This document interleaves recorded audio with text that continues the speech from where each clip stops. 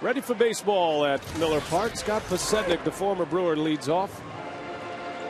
And away we go as Suppan misses with the first pitch. It's kind of refreshing to have a guy like Ozzie Guillen who kind of speaks his mind, but you hate to be on his club if he's targeting you from time to time. Fans always want guys to be honest, and that's what Ozzie gives you.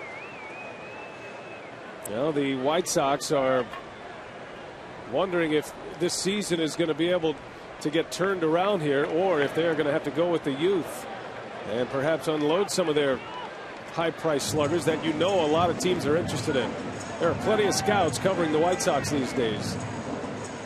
But Ozzie Guillen has seen some of his big boppers struggle with injuries. Guys like Konerko, who is out of the lineup with a right thumb injury, and Carlos Quentin, who might not return until after the All-Star break.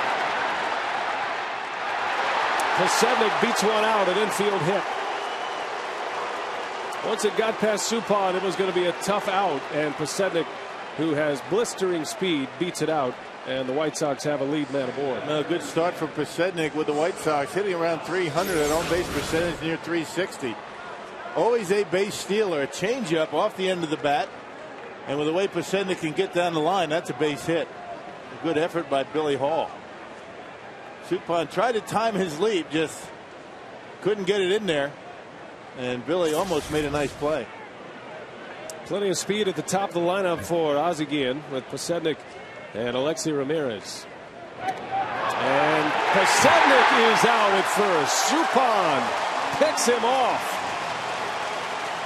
Boy, he looked like he was going to run on first move. Gets Suppan with a quick move. Look at the size of that lead. And a nice tag by Prince got him on the forearm. And he's out.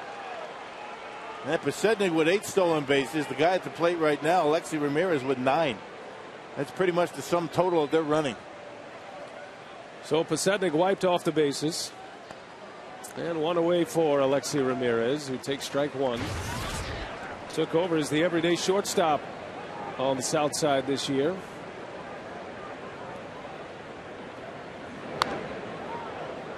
White Sox coming off their longest homestand of the season. A 12-game homestand that included a doubleheader on Monday. And Chicago won just 4, lost 8, but they did win yesterday in dramatic fashion. Bobby Jenks had given it up in the 9th to the Tigers. Curtis Granderson, who tied it, and then the White Sox won it in the bottom of the 9th inning. So they opened the day, the White Sox, in 3rd place in the American League Central, 5.5 games behind the Tigers. That was a big swing yesterday for Chicago. Yes, indeed. Ozzie Guillen's been very happy with his pitching. Starting rotation's been good. The bullpen. Their problem has been scoring runs.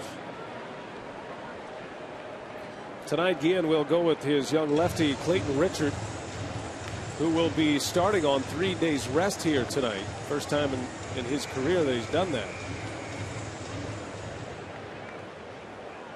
He's got one of his big sluggers in there, and Jermaine Dye, but no Thome, no Carlos Quentin, no Paul Konerko.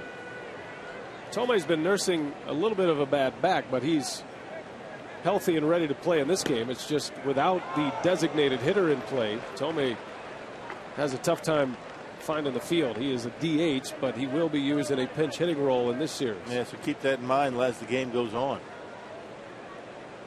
Pretty good weapon coming off the bench. Will pop up into shallow center. Mike Cameron will make the call. And 2 gone here in the first.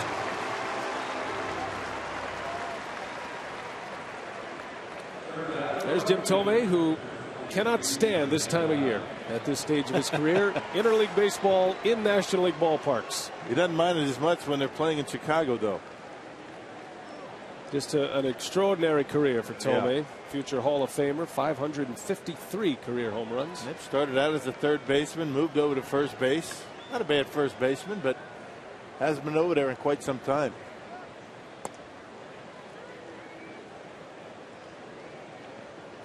Now the offensive burden lies on the shoulders of Jermaine Dye during this 3-game weekend series. 15 home runs for Dye, tied for 6th in the American League to open play. And continues to just put up big numbers every year. Just a run producing machine, Jermaine Dye. and uses the opposite field very well, from center field around to the right field foul line, and stays on the baseball very well.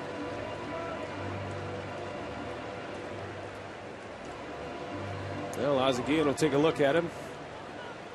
That's all he needs, right? Ozzie Guillen been battling a lot of injuries. Tough to fill out that lineup card every day. You certainly don't get the early lineup from Ozzie Guillen. He has to wait for all his veteran guys to let him know if he's going to be able to pencil him in or not.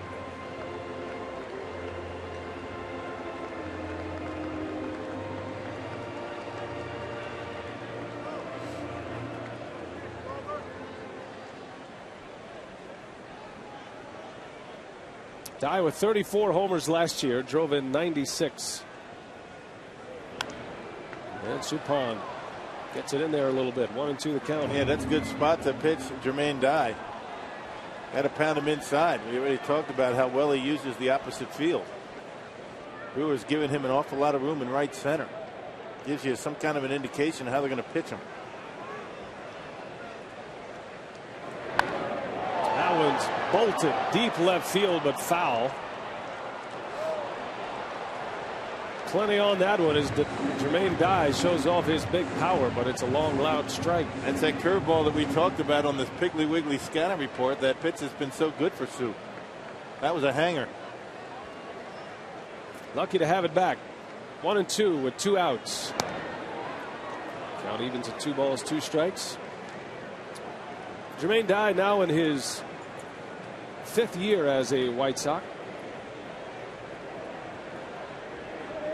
Ken Macha knows him well. Macha was a coach with Oakland when Jermaine Dye was with the Athletics. There was a shot into left and a base hit. So a 2-out hit, second hit of the inning for the White Sox. It reminds you a lot of Ryan Braun, the way he covers both sides in and out of the plate. Check out where that pitch is. Up a little bit, outer half, and able to get the bat on it and punch it into left field.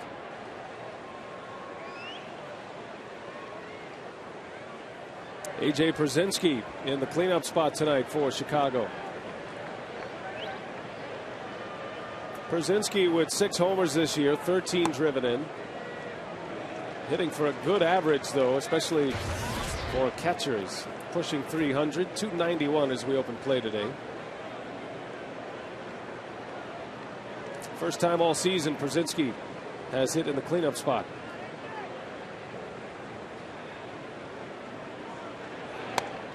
And it's surprising he catches just about every day and only 13 RBIs.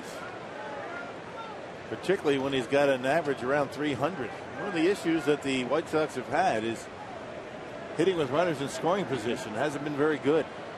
And Pierzynski probably falls into that category. Well, Pierzynski doesn't walk much and doesn't strike out much. Usually puts the ball in play. Only 10 walks this year. His on base percentage is just 30 points above his batting average. 32-year-old White Sox catcher.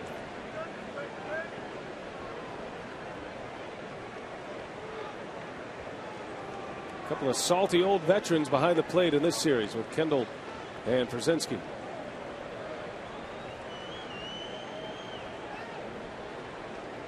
Ball and 2 strikes. Jermaine Dye over at first. 2-2. Well, last year the White Sox made a late move, so while they have struggled this season at 28-33 for their record, they still feel like there is time to get things turned around. And certainly in the American League Central there is time. Kind of a wide open division. Matter of fact, the American League Central looks a lot like the National League Central as we open play today. The division races aren't as tight, but the Tigers are a little bit of an unknown. They got out to a great start, still 5.5 ahead of the White Sox. Yeah, there's plenty of time. I mean, we're talking about mid-June here, and I think Ozzie Guillen realizes that. So if he can, they can keep their heads above water and play relatively good baseball and wait for their guys to get back. Pierzynski strikes out. So Suppan picks up a punch out in the first inning. And a scoreless frame as we head to the home first. The Brewers will get first licks at left-hander Clayton Richard when we come back.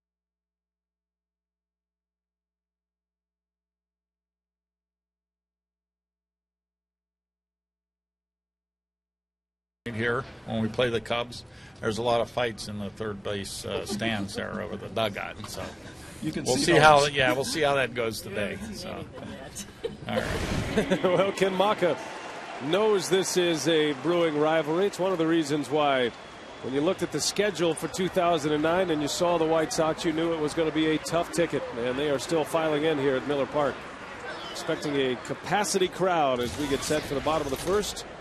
White Sox failed to score in the top half. Casey McGee leads off for Milwaukee, facing the young left-hander Clayton Richard. Macha and Ozzie Guillen squaring up many times in the American League, and Macha has had the better hand, at least at this point of his career. 17 wins in 24 career games against each other. Casey McGee back in the leadoff spot. Second time he's hit it in the leadoff spot in his big league career, and it's happened in 2 of the last 3 games.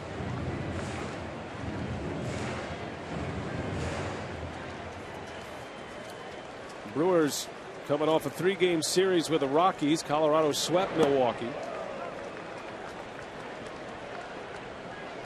And Milwaukee trying to avoid their longest losing streak of the season. Had a 4-game slide early in the season, back in April. Matter of fact, the second week of the season. Something they try to keep that way tonight, looking for a win, try to turn this homestand around. Road trip beginning Monday through the American League Central. Cleveland first and then Detroit. As McGee draws a walk, nicely done. Well, it's starting to look like this will be the right-handed version of Ken Macha's lineup with the left-handed starter on the mound.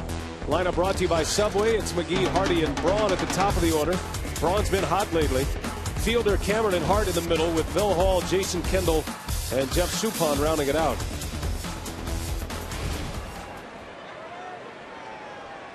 J.J. Hardy back in the starting lineup.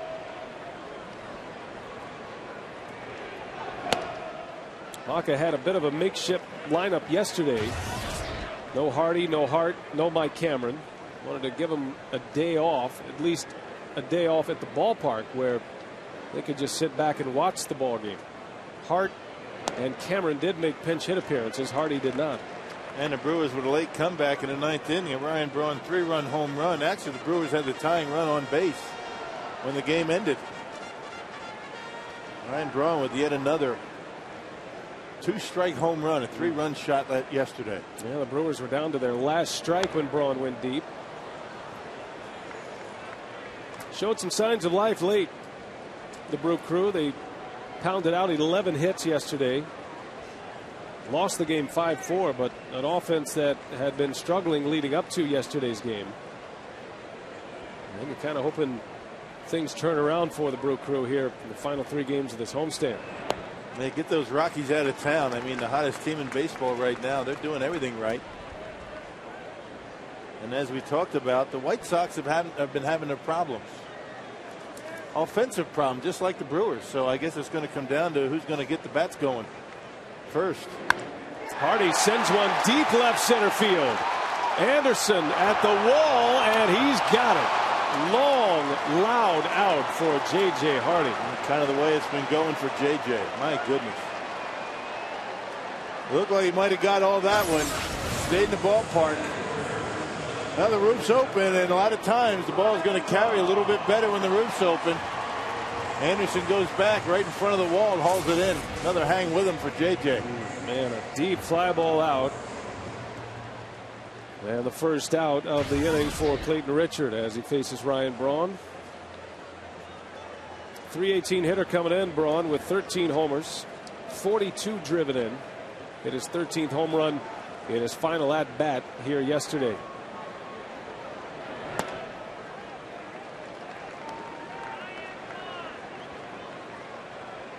Braun still among the top vote getters for the National League All-Star outfielders. Braun, Raul Ibanez, and Carlos Beltran, the top 3 vote getters in the National League.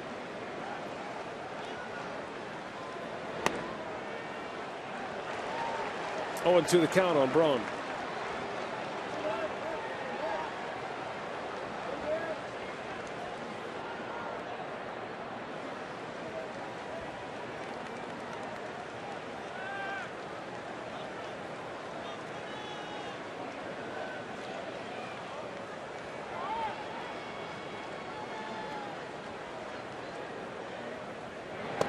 Chased one. Braun down on strikes. Richard got him with a fastball, and it's the second out of the inning.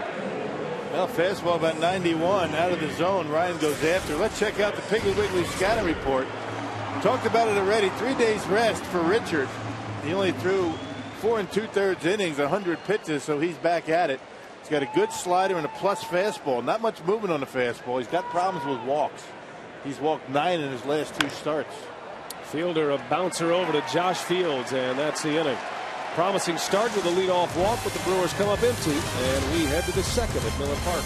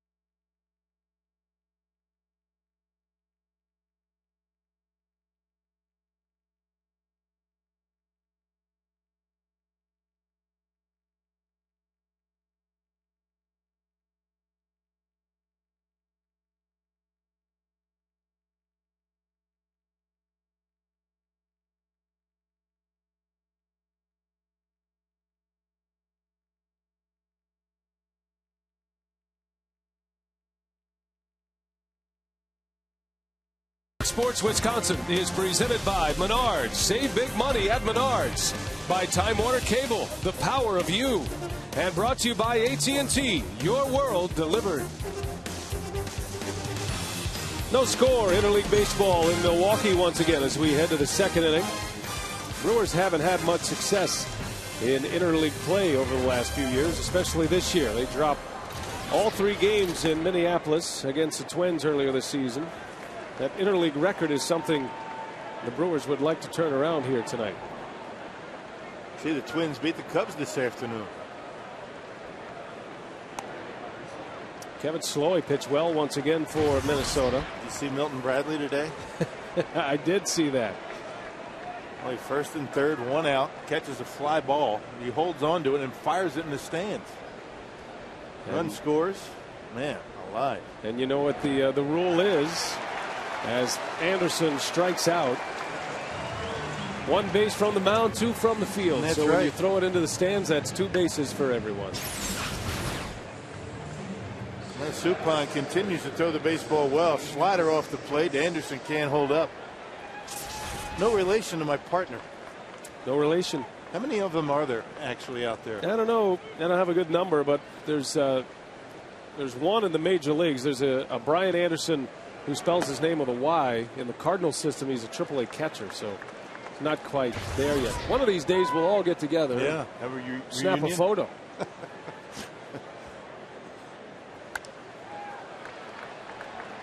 Chris Getz, young second baseman, pops up to Hardy. 2 quick outs. Rock, this is the part of the lineup that has Ozzie Guillen a little bit concerned. You've got Brian Anderson, Chris Getz, Gordon Beckham, even Josh Fields to some extent. All young players, still trying to find their way in the major leagues. Beckham, perhaps one of the top prospects, not just for the White Sox, but in the American League. He's just really off to a tough start. I mean, this guy came with all the accolades, kind of Ryan Braun type accolades and expectations when Ryan got called up, but has not been able to perform just yet. They're going to give him many opportunities, that's for sure. Gifted third baseman Beckham, the #1 prospect in the White Sox organization. He was promoted to the big leagues on the 4th of June. So he's just been here 8 days, a little over a week, and it's been a struggle at the plate thus far. Hardy backhands it, and a good throw, and it's a 1-2-3 inning for Jeff Suppan.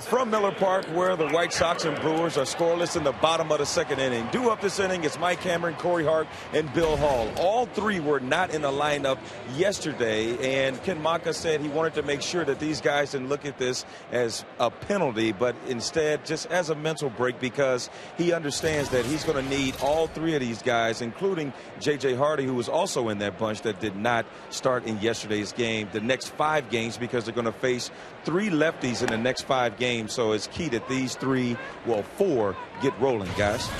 Yeah, it's not a penalty, it's an opportunity. All depends on how you sell it, right?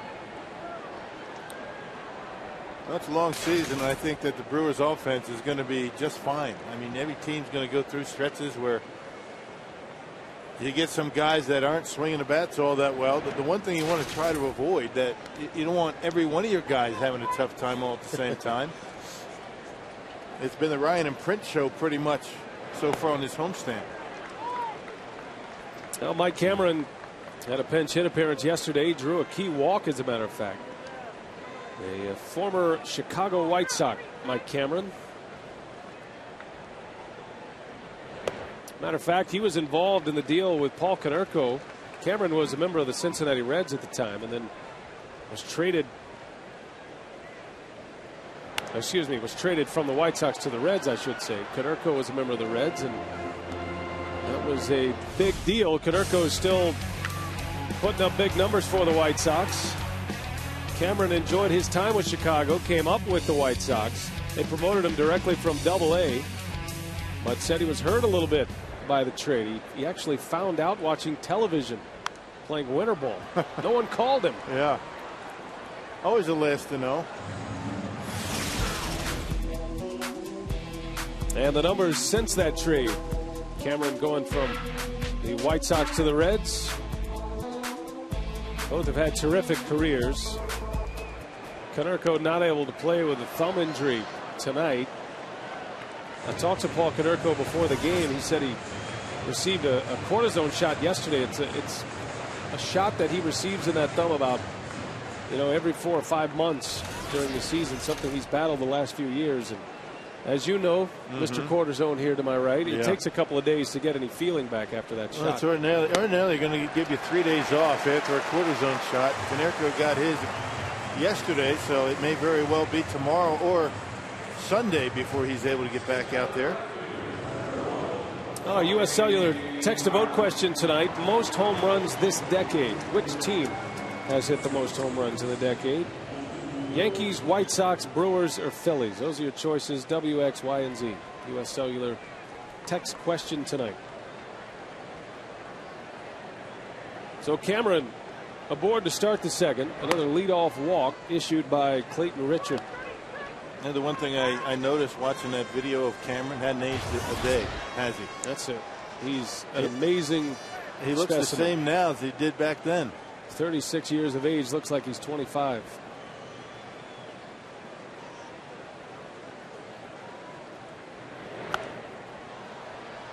Talking to the folks around this ball club, the White Sox, they say that Richard doesn't have much of a move. At least he didn't. He's starting to work on a move to first base. At the high leg kick, they're trying to get him to hang that leg a little bit and have the runner commit. They say you can steal on him, but it's not as easy as it was early in the year. Richard made 12 appearances out of the bullpen to start the year. Went into the starting rotation on May 12th. And making his 7th start here tonight. But he is starting on 3 days rest for the first time in his career.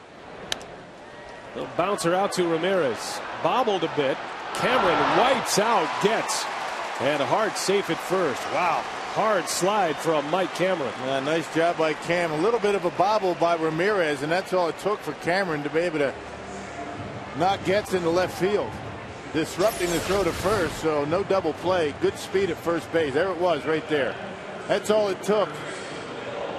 If Cameron lifts those arms up in the air, umpire could call interference, but watch the way he keeps them down. Able to knock the legs out from under him and still able to touch second base. Second basemen don't like those slight bobbles at short. Boy, it leaves him hanging. It's like, a pass across the middle that is high. You got to reach for it. The linebacker's coming. Little alligator arm. You don't want to expose those ribs too much. Same thing at second base on a play like that. A runner can really get a good shot at you. Chris Getz saying, Mike, I was 5 years old when that trade went down and you didn't get the call from the White Sox. Don't take it out on me. Billy Hall a bounce to the third. Beckham starts the double play. Beckham to Getz to Fields. And the inning ends 5-4-3. The White Sox go around the horn.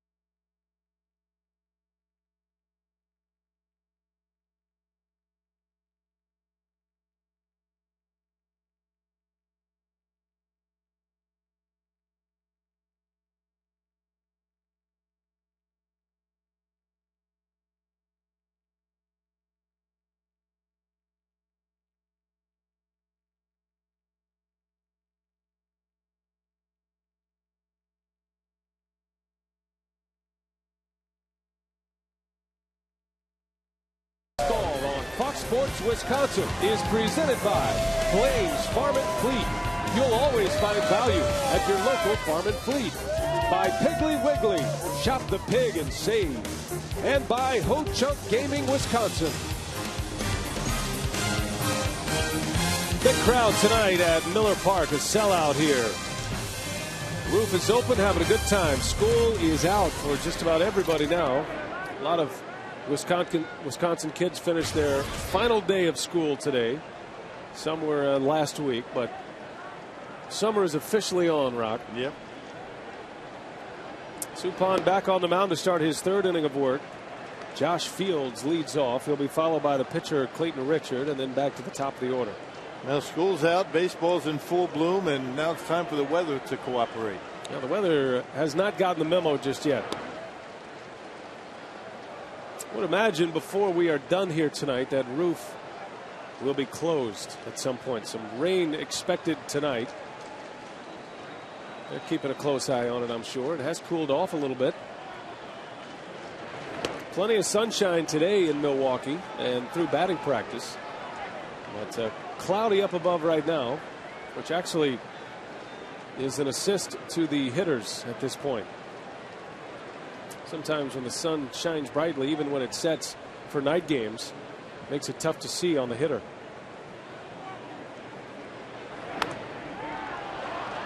Fields pops it up. Fielder in foul territory. Just a reminder, you can follow Fox Sports Wisconsin on Twitter for a preview of what's coming up on our Brewers Live pre- and post-game shows. Go to twitter.com/FS Wisconsin to start receiving exclusive updates from Fox Sports Wisconsin. You'll get it right on the hip.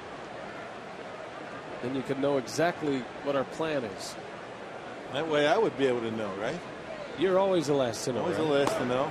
Have you been tweeting lately, Rock? Not lately, no.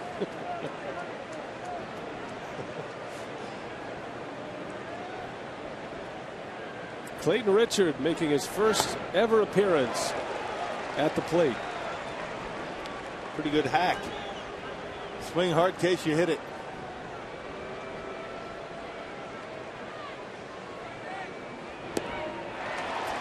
And Suppan strikes him out. So the third strikeout for Jeff Suppan.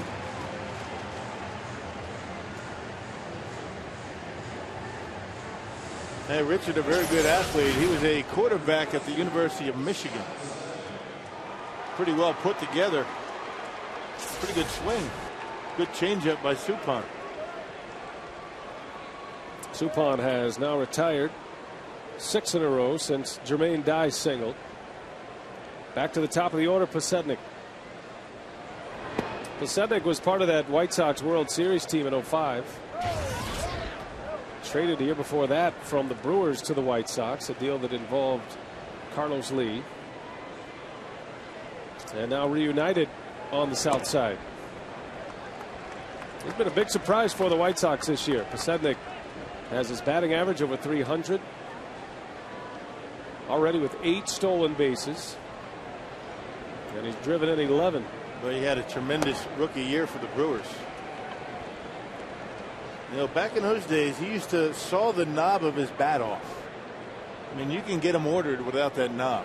I mean, straight down. Molitor had a bat like that, but he doesn't do it anymore, apparently. Now Pasetnik, even in the count 2-2. It's kind of those crazy things that I noticed. Did you notice that? It's a confident hitter. When he gets on base, he'll put that on to protect his wrists. Didn't used to be able to do that back in the old days.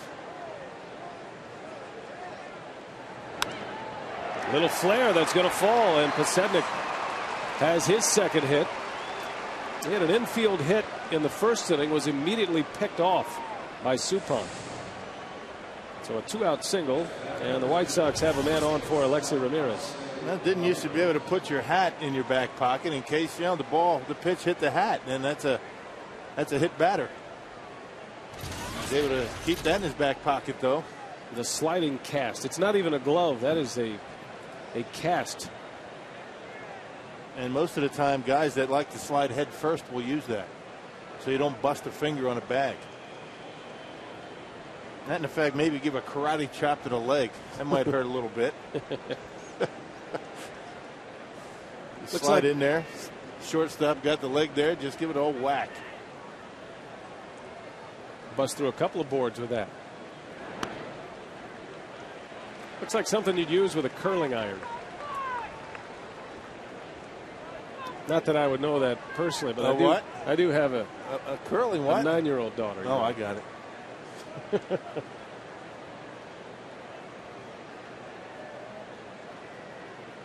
That's handmade. Kind of makeshift. He should patent that.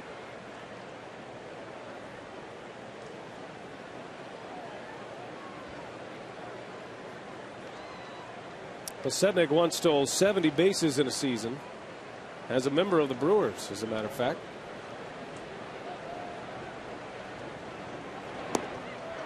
Big cut by Ramirez. 0-2 the count. Yeah, he got some Rookie of the Year votes that year. I mean, he had a tremendous season. Hit 300. Played a very good center field.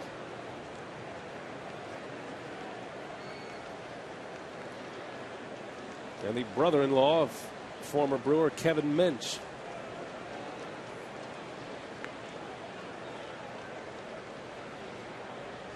No balls and 2 strikes on the White Sox shortstop. Didn't chase. Pasetnik on the run. Kendall's throw is late. Oh, Pasetnik came off the bag and McGee tags him out. Second base umpire Angel Hernandez was right on it, and McGee stayed right on Pasetnik. And for the second time in this game, Pasetnik wiped off the bases. How about that turn of events? Instead of a runner in scoring position, the inning ends heads up by McGee.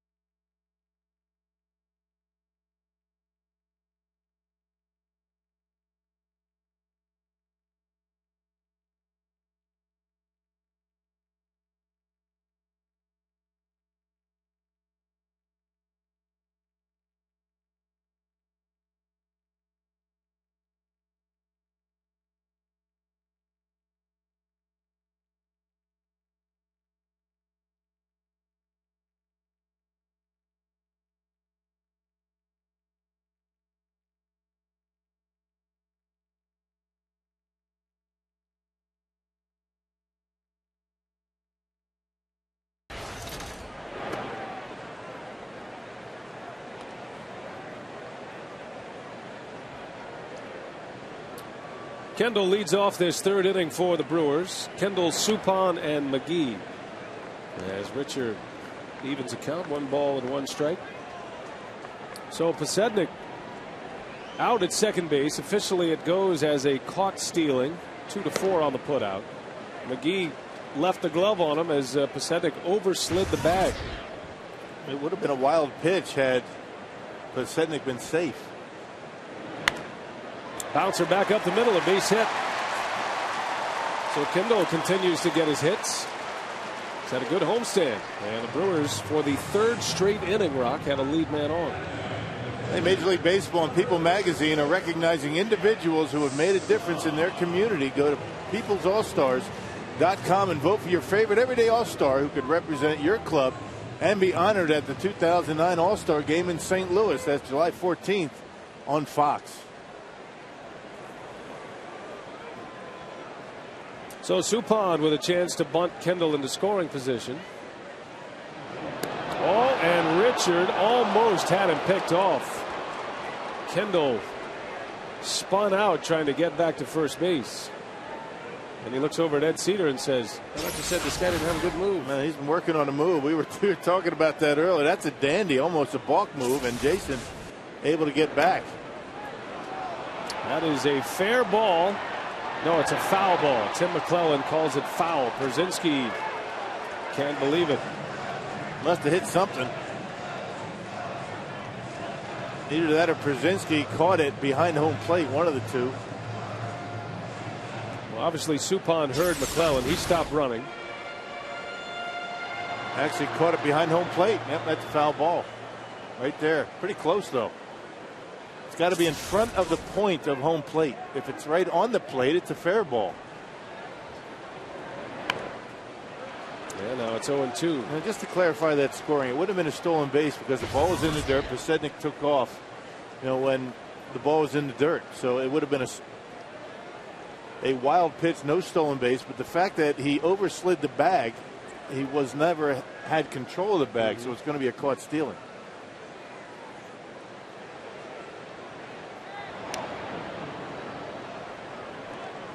And a heads-up play by McGee to keep the tag on him. And sometimes in the middle infield, they'll keep that tag on a player and put a little bit of pressure on. Just to knock him off the bag from time to time. That's happened before. Suppan gets a good bunt down with 2 strikes. Nicely done. Sacrifice bunt for Suppan, his 5th of the year. An excellent bunter. And he does his job here as Kendall moves into scoring position. Su's been handling the bat very well this year. I mean, he's been able to get his bunts down, not striking out as much, putting the bat on the baseball when he swings away. Works on his hitting every day at home. The Ed Cedar factor. The pitcher's batting practice thrower. Starters take batting practice every day during homestands. So they swing the bat, get a chance to bunt. A lot of their repertoire is bunting before they actually get to cut loose. So McGee pops it up, first ball swinging over his Fields at the rail, and he's got it for the out. Good play by the White Sox first baseman.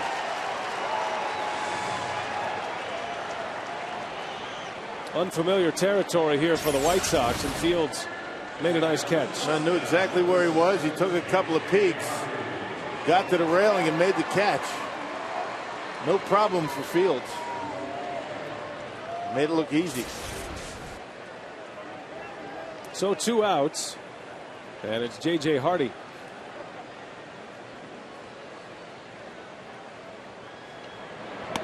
Hardy sent one to the wall his last time up. Best hit ball of the night against Clayton Richard. Deep fly ball out to center field, slightly into left center. A base hit should put the Brewers on the board.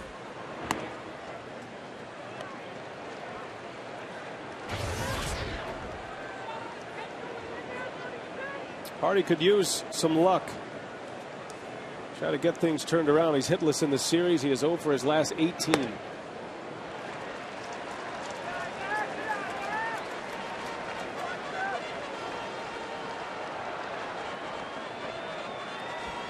Brewers have had a leadoff man aboard in every inning tonight. So far, been unable to cash in. And Hardy takes a strike. 3-1 the count on the Brewers shortstop. And the thing about JJ that's so perplexing about that stretch you just talked about, it's not just one thing. I mean, he's been using the whole field. There have been times when he's hit the ball hard, but right at somebody. It really doesn't appear when you look at JJ and he comes up to the plate, you don't think that he's 0 for 18. He's been swinging the bat much better than that, if that's possible. The bottom line is he hasn't been getting hits, but he hasn't looked that bad at the plate. And you're hoping the confidence turns around for Hardy. It's one thing to know you're getting some good at-bats, but when the results aren't there, it's hard to stay sharp as Hardy draws a walk. Close pitch. Clayton Richard wants to know where it is from the veteran umpire Tim McClellan. And Tim McClellan doesn't like that, particularly from a young pitcher.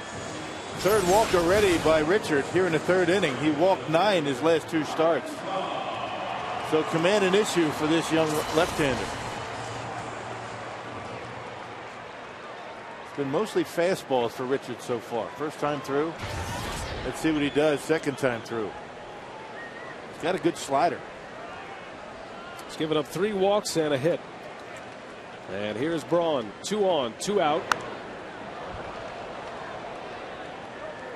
Ryan struck out on a high fastball his first time up. Richard got him down quickly, 0-2. Braun hit a pitch out yesterday that they're still talking about in the clubhouse. How he was able to hit a down and out slider from Houston Street, pull it into left center, and have enough on it to hit it deep into the bullpen out there. With 2 strikes nonetheless. And not many guys can hook a ball in the location that he got one. Yesterday, right there, able to hook it, went down and got it, hooked it into left center and got it out of there by plenty.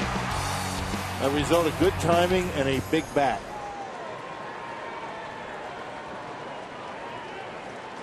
Strong forearms and wrist, which allows him to use such a big bat, 35-inch bat.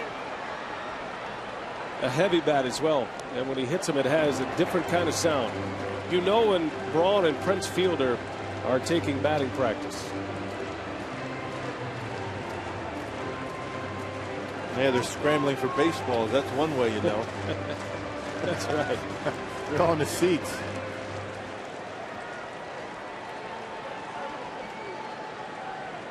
Well, he did his damage yesterday with 2 strikes. See what he can do here in the third.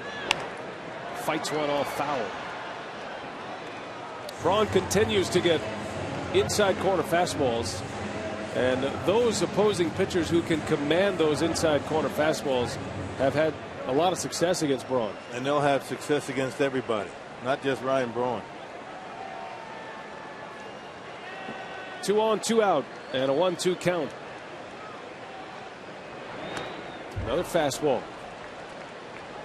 Yeah, Richard's been throwing his fastball anywhere between 90 and 91. The last 2 fastballs to Braun, 93 and 94 miles an hour. So he can reach back and get a little extra when he wants. You know, this is a spot where your instincts say a good breaking ball is the right pitch, but not against Braun. Richard struck him out with a fastball out of the strike zone his last time up, and maybe Przinsky wants to go out and have that conversation with him. Powerball home run leaderboard has Fielder at the top. 15 home runs for Prince. That is good enough for 6th in the league. Braun with 13, Mike Cameron with 12. And the Brewers as a team, 69 home runs. 3rd most in the National League. They trail the Rockies and the Phillies.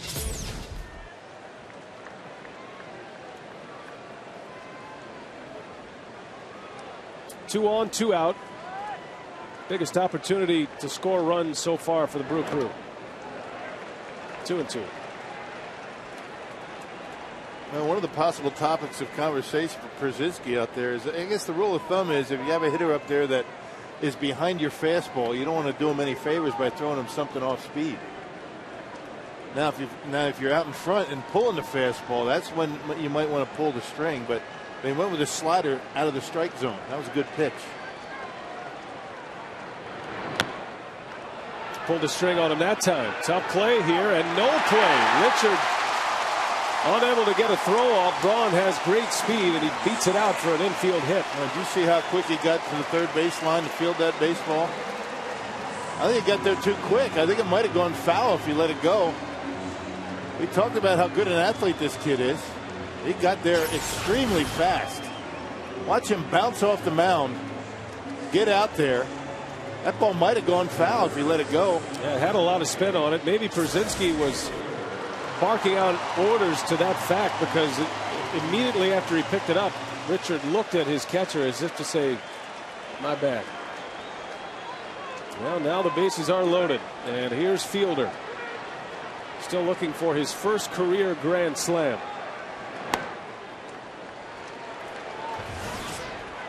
Firestone leaderboard up above. Take a look at the home run leaders as a team in the National League. The Brewers now behind the Rockies. Phillies continue to swat the long ball at a rapid pace.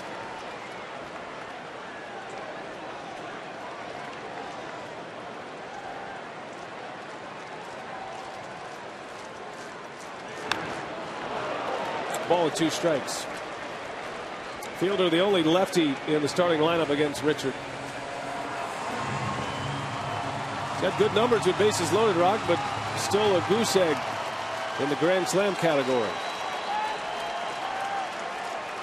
But a higher batting average with bases loaded. Tell me what do you have on Clayton Richard? Well, this is 55th pitch, and we're only in the bottom of the 3rd inning. And keep in mind, this is only the first time in his major league career he's going on 3 days rest, and he had 100 pitches on Monday against the Detroit Tigers. So fatigue may play a factor in Clayton Richardson's delivery here. Only 4 2/3. Great play by Pierzynski. Saves a run. 2-2 the count. Richards went 4 2/3, giving up 3 runs on 5 hits and 100 pitches against the Tigers. But a doubleheader means that Ozzie Guillen didn't have anybody available in the rotation. So Richard bites the bullet, starts a day earlier than normal. And he strikes out French Fielder. Bases loaded for the Brewers. They cannot score as Fielder goes down swinging.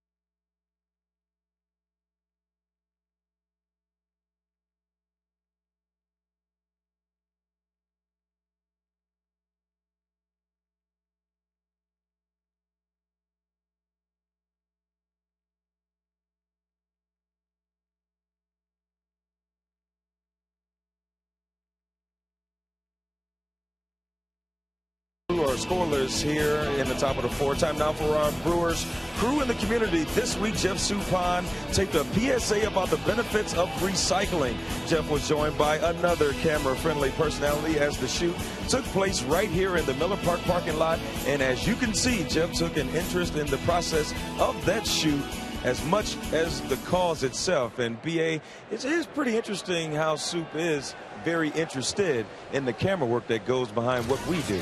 Yeah, he's always beating up Michael Odino, our director, as that one is a fair ball. Ramirez down the right field line takes a bad bounce. Ramirez never saw the baseball, or else he could have been standing at 3rd base. And that's why you got to look at your coach. Good piece of hitting by Alexi Ramirez, and one of the problems that he has had so far this year is handling that pitch right there. The breaking pitch away from, but that one was up. Just able to serve it down the line. You see the way he turns around to see where the baseball is. He's got a 3rd base coach that was probably waving him around. He's got great speed. Well, it's a leadoff double for the White Sox. Ramirez was at the plate when Pasednik was put out on the bases. By the way, that was not a caught stealing. Mike Vasallo alerting us that that was a straight 2-4 putout on Pasednik at 2nd base. If you like to keep the scorecard at home. Interesting.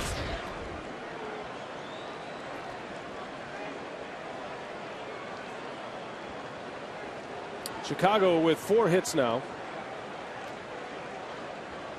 And a dangerous hitter at the plate in Jermaine Dye.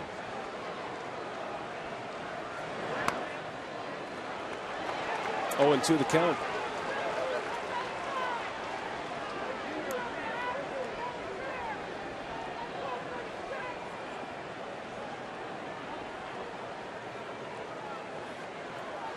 Dye singled his last time up with 2 outs. Driven in 39 this year. And is among league leaders in home runs in the American League. His 15 home runs, good enough for 6th in the league.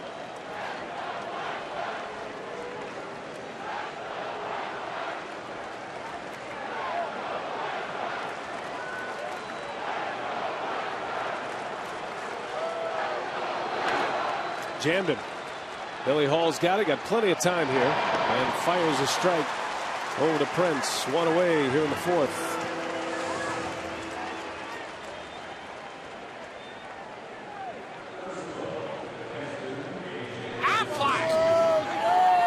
Aflac trivia tonight. Who were the last 2 managers the last time the White Sox played the Brewers? So the 2 managers the last time the White Sox played the Brewers. Good one. Got to go back to the 0-1 season.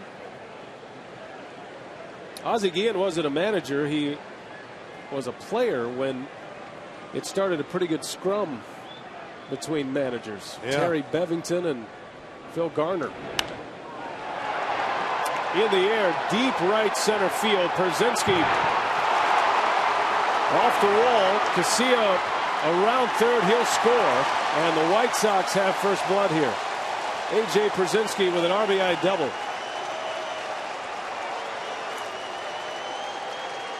One to nothing Chicago. A pretty good job of waiting back. 3 of the last 4 White Sox hitters have reached base safely with base hits. Pierzynski was caught for the 2nd time on the bases. That one nearly out of here. So the 2nd time through, the White Sox getting better swings off of Suppan. Sox have really struggled this month with runners in scoring position. But Pierzynski delivers with an RBI double, his 14th of the year.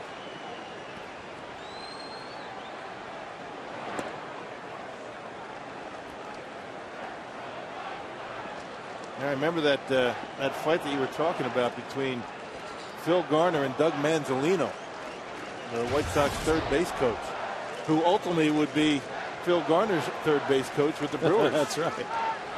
I guess one scrap iron to another. Anderson pops it up. And out number 2 for Chicago. Yeah, Terry Bevington as a manager had a bit of an edge to him as well. Didn't make him a bad manager. He was actually a catcher in the Brewers minor league system for many years and a coach.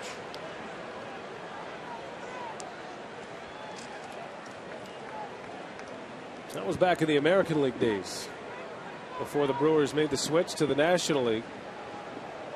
And a good rivalry between these 2 clubs back in the American League Central. Milwaukee went to the National League in '98, and the White Sox and the Brewers played against each other in interleague until the 01 season, but they haven't played each other since. And you always wonder, as interleague goes from division to division. Last year the Brewers matched up with teams from the American League East, but this year back in the Central, and the White Sox a headliner on the schedule this year. There's a base hit to right. Pierzynski is going to try to score. Here comes the throw from Hart. It's cut off. Fielder's throw to second is in time.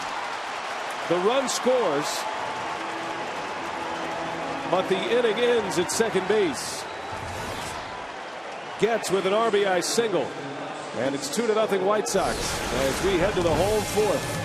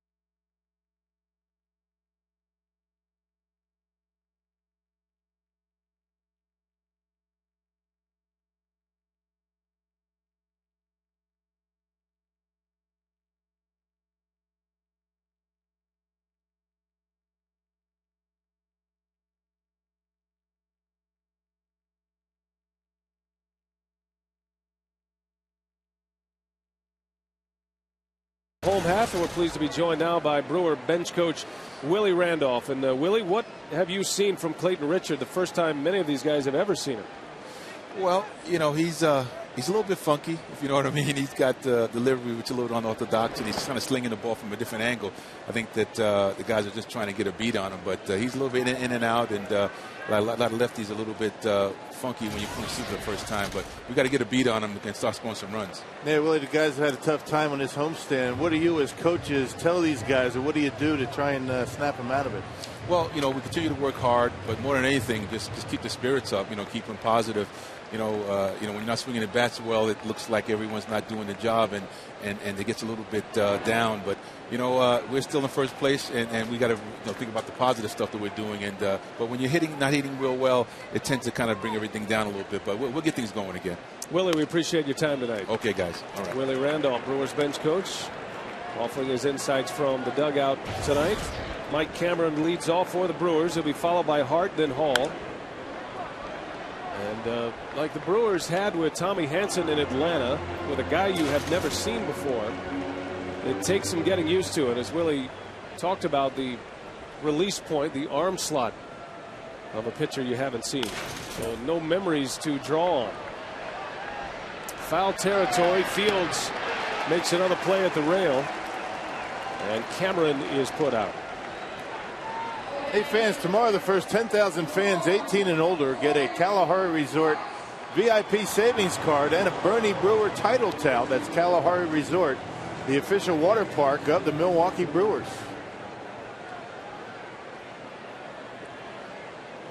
One gone for Corey Hart. Reached on a fielder's choice his last time up. You know, Willie said something that really makes a lot of sense, and it's so true. You know, a team can be looked at and described as flat and lifeless when you're not swinging the bats. I mean, that's so true when there's not a lot going on the bases. You know, it's kind of, you know, the crowds against Colorado. I mean, a lot of, you know, the crowds usually are a lot more robust and into it. And when you're not swinging the bats, you don't have a lot of activity out there in the bases, I think everything does seem like it's flat. But that's really not the case. 2-2 to Hart. And in a game where the harder you press, you know, it's not like football where you can lay out all your frustration on a running back. You have to almost back down a little bit and find that point where you can relax and let the game come to you. Yeah, just because you're not hitting doesn't mean you're not playing well. I mean, the Brewers have overall played well in this homestand. I mean, the pitching's been pretty good. You know, the defense has been good. They're just not swinging the bats well, and that's only 1/3 of what they do out there. Well, Del Swaim said it best. He said, you know, the last few days, the coaching staff specifically has spent a lot of time reminding these hitters just how good they are. You know, they've been all-stars. They've had success. So there's a lot of that kind of talk going on, and this game will beat you down, especially from the offensive side of the game. If you let it.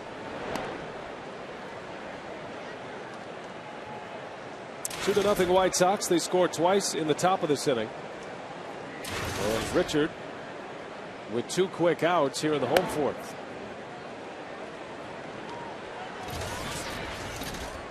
The Brewers have had their lead man on in every inning except this inning. But unable to score. Stranded, the bases loaded last frame with Fielder at the plate.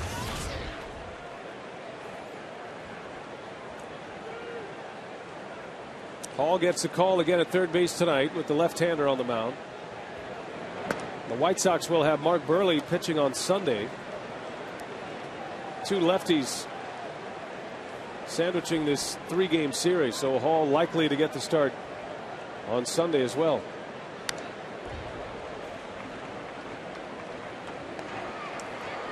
Tomorrow's starters: Manny Parra against Jose Contreras, who had a brilliant return to the White Sox his last time out with 8 innings in his return to the major leagues. Sunday it's Buehrle against Braden Looper. Yeah, Buehrle their best, having a good season. That'll be a good matchup Sunday afternoon. Buehrle is 6-2. Looper is 5-3. Full count to Bill Hall with 2 outs in the 4th. And Hall lines one into left, and that'll fall. A base hit. 2-out single for Hall. They went down and got a slider that was outer half down in the zone, able to hook it into left field. That same pitch that Corey Hart swung through, different location. The one that Corey swung through was more on the outside corner.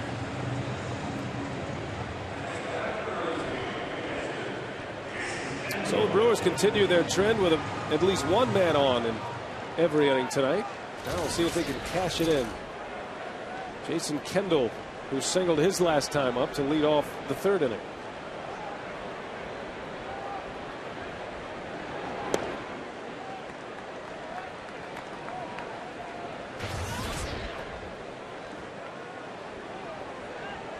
Kendall batting .226 after that hit in the 3rd. 4 hits on this homestand already.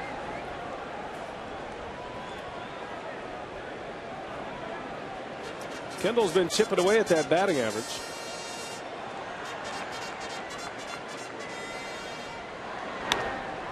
Bounces one out to short. Ramirez, the easy way. The inning is over, and the Brewers leave another man aboard. 5 left on so far for Milwaukee.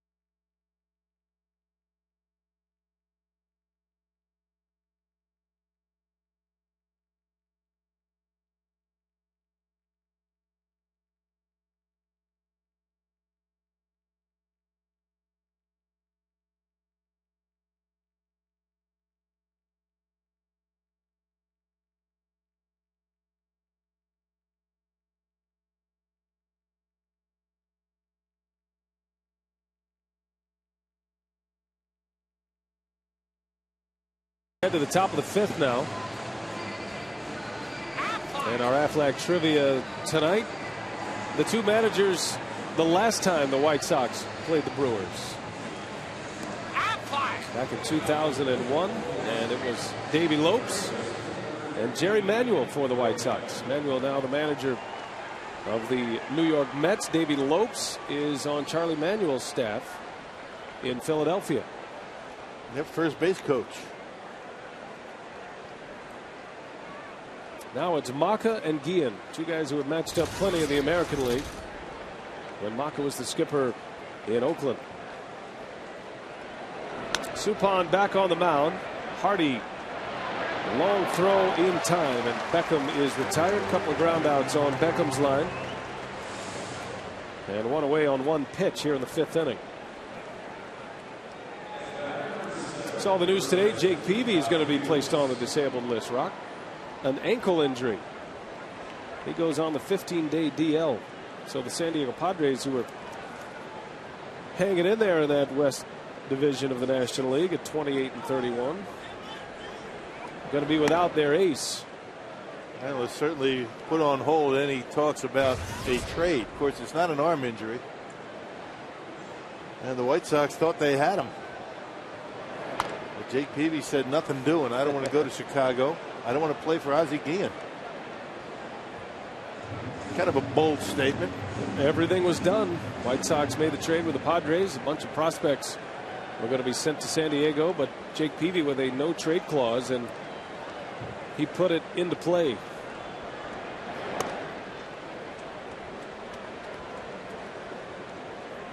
Carsoup.com email the booth question. Can an animated manager like Ozzie be a distraction to the players? I don't think so.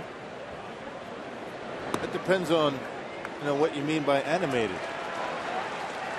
Is animated mean like Lou Piniella, throwing water coolers and getting in arguments and kicking umpires and kicking dirt on umpires? I mean, that's animated.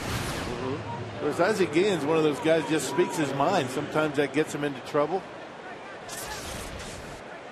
Sometimes it doesn't. He's a good manager, though. He's a good players manager. Players like him.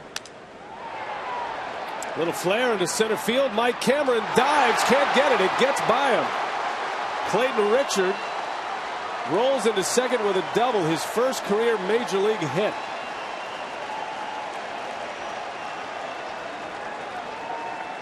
So in his second official at bat in the big leagues, Richard comes up with a double. Boy, and he was hustling out of the box. Easily makes it to second base. Yeah, he's a good athlete. He handles himself pretty well at the plate, on the bases. That's a pretty good swing, partner. Look at the follow through. Mike Cameron not able to get there, and Richard didn't hesitate getting into second base.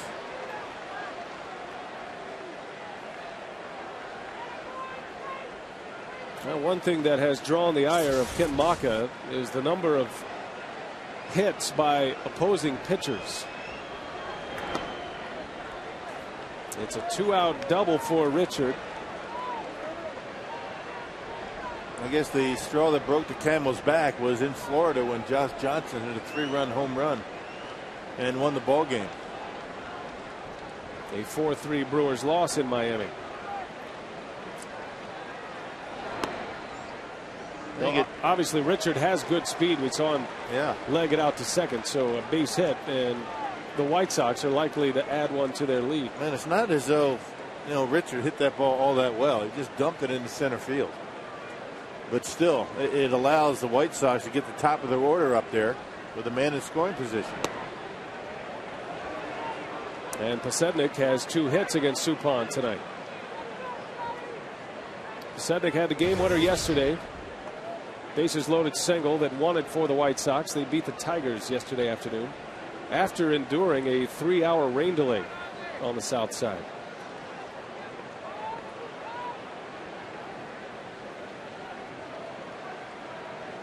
Pasednik has 2 singles, but has been eliminated from the base paths twice. Back up the middle, Hardy, he's got it, fires to first, and it's in time. How about that play? You won't see it done any better. J.J. Hardy, a Gold Glove caliber play right there to end the inning. Wow.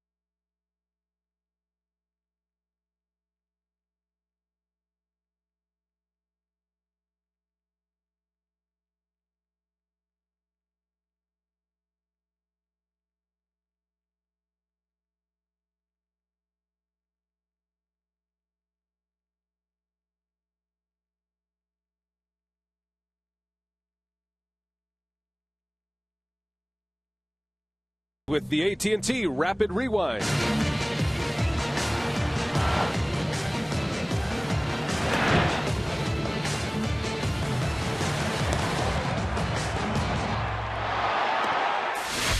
AT&T, the nation's fastest 3G network. AT&T, your world delivered.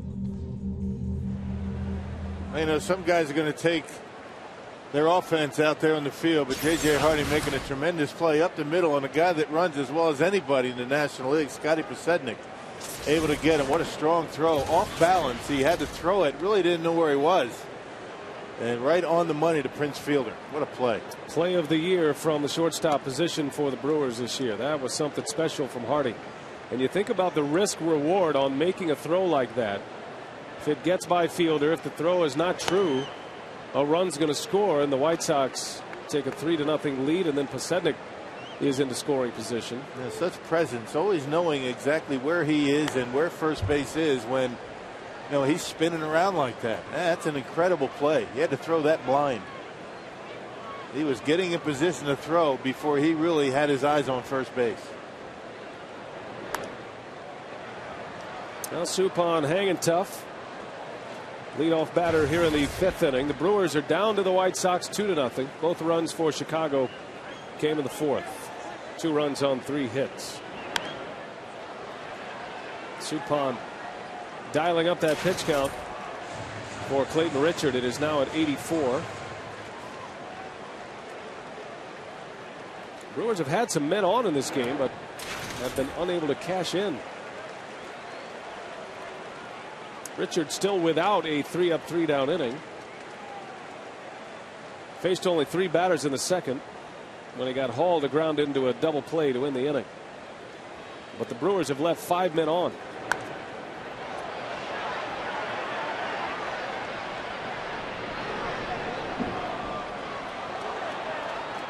And these are the kind of at-bats we were talking about regarding Jeff Suppan. He might not get a hit. He might ultimately strike out, but he makes the pitcher work out there. He's not an easy out. And he lays the bat on the ball. He'll foul off a couple. He'll take some pitches. The 9th pitch of the at-bat. Suppan pounds one into left field. Jeff Suppan with a base hit. They're saying you get a hit, so can I. Good at bat for Sup. His 3rd hit of the year. After a sacrifice bunt in the 3rd. On the 9th pitch, Suppan delivers with a single. They fought off a couple of tough pitches, and then Richard gave one right down the middle, and he banged it into left field. Nice at bat. So Suppan returning the favor to his mound opponent. Leadoff hit for the Brewers. Milwaukee has had a leadoff man aboard 4 of the 5 innings. And here's Casey McGee. McGee walked in the 1st. He popped up in foul territory in the 3rd. Started at second base yesterday, hit 6th in the order, and had 2 hits. McGee hit leadoff for the first time in his career on Wednesday and was on base 3 times. He rewarded his manager with a double and 2 walks. He also scored a run in a 4-2 Rockies win. It just gives you those at-bats where you have a tough time keeping them out of the lineup on a daily basis. And has played a pretty good second base.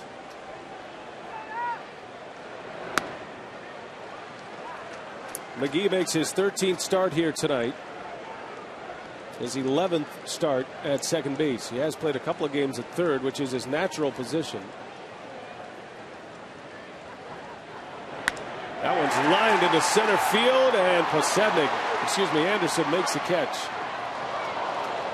What a tough break for McGee. Hit that right on the nose. You cannot hit it any better than that. Wow. That ball just kept rising as it got out to Brian Anderson. And ultimately ended up being an easy catch. I mean, talk about backspin on a line drive right at him. Yeah, a ball that the pitcher ducks on ends up being caught by the center fielder. About chest high. Man. First out, here's Hardy. Well, that catch by Anderson reminded me of the catch he made against the Minnesota Twins in that 1-game playoff that sent Chicago to the postseason. And to the division title. Hardy down the line, pulls it foul.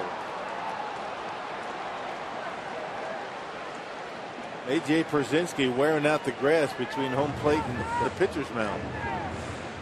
Nothing wrong with that. Veteran catcher just trying to get his young left-hander through a game. Didn't like the location of that last pitch.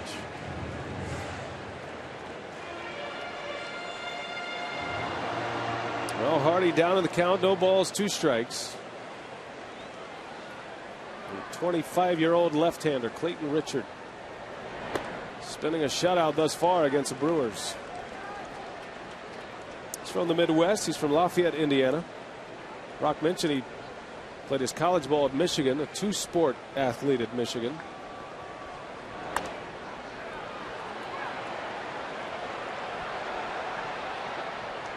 Richard gave up on football after Chad Henne ultimately won the job as the Wolverine quarterback. He decided baseball was going to be his thing, and that was a good choice. Matter of fact, he and White Sox second baseman Chris Getz were teammates at Michigan, and both drafted the same year, 2005. That was the same draft as Ryan Braun. Getz was a 4th rounder, Richard an 8th rounder that year. Hardy into left. Backing up, Pasednik. He's got it for the out. 2 gone. Still a runner at first. Now that brings us tonight's Tavern of the Game winner. It's the 8th Street Saloon in Medford. If they call the Brewers by 8 o'clock tomorrow morning, they get 40 tickets to a Brewers home game this year. This offer courtesy of the Tavern League of Wisconsin and Miller Lite.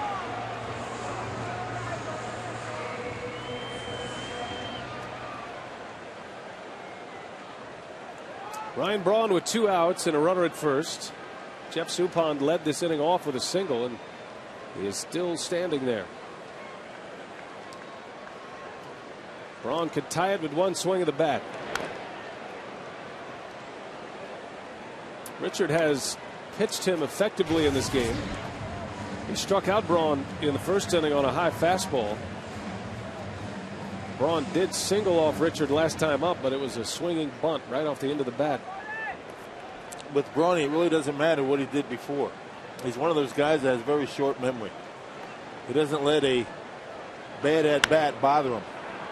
Grounds it over to Getz. And the Brewers strand another one. They've left 6 men on, wasting a leadoff single from Suppan. We head to the 6th at Miller Park.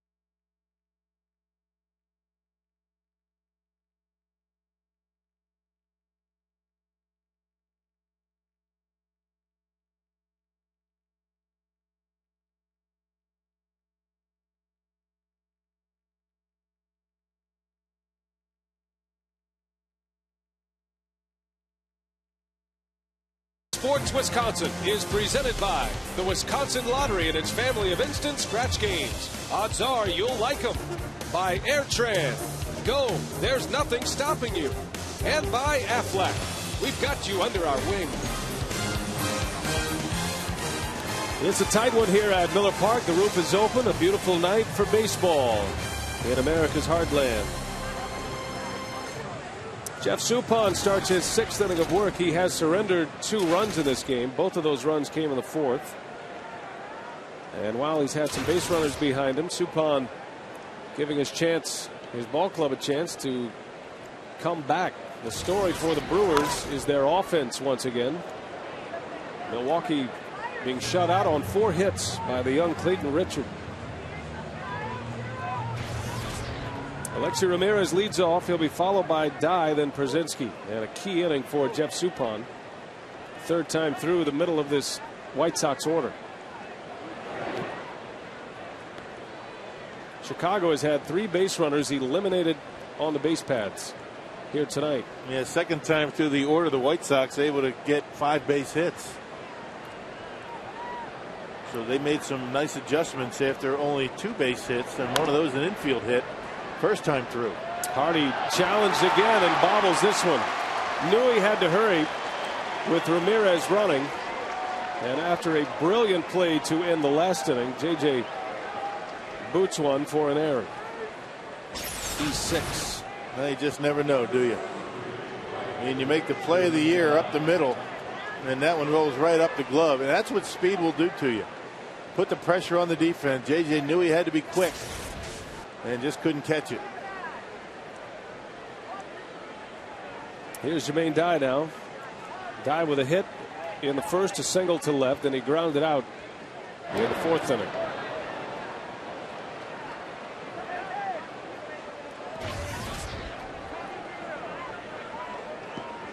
Fourth error for JJ Hardy this year. Brewers committed 2 errors yesterday against the Rockies. But they've been pretty solid defensively this season.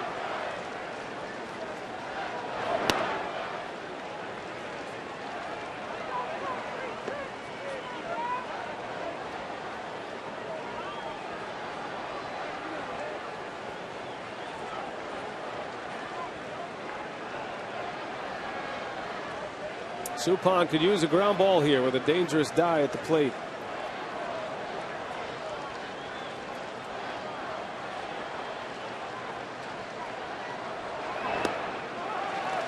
Had him out in front. No balls, 2 strikes on Jermaine Dye. Really good pitch, the cutter down and away. That's a good ground ball pitch right there. Somewhat surprised that Ramirez hasn't tried to steal. He's got 9 stolen bases this year. It's been caught only twice. Big lead over at first. Might see him in motion here. Suppan's had a good move to first base. He already has picked off 1 White Sox base stealer. Pasednik back in the 1st.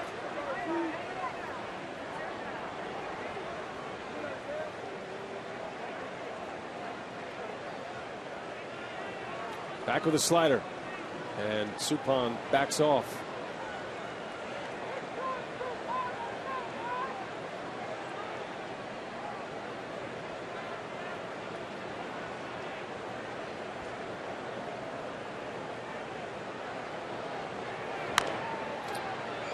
That's a fair ball. Hauled the throw to second in time.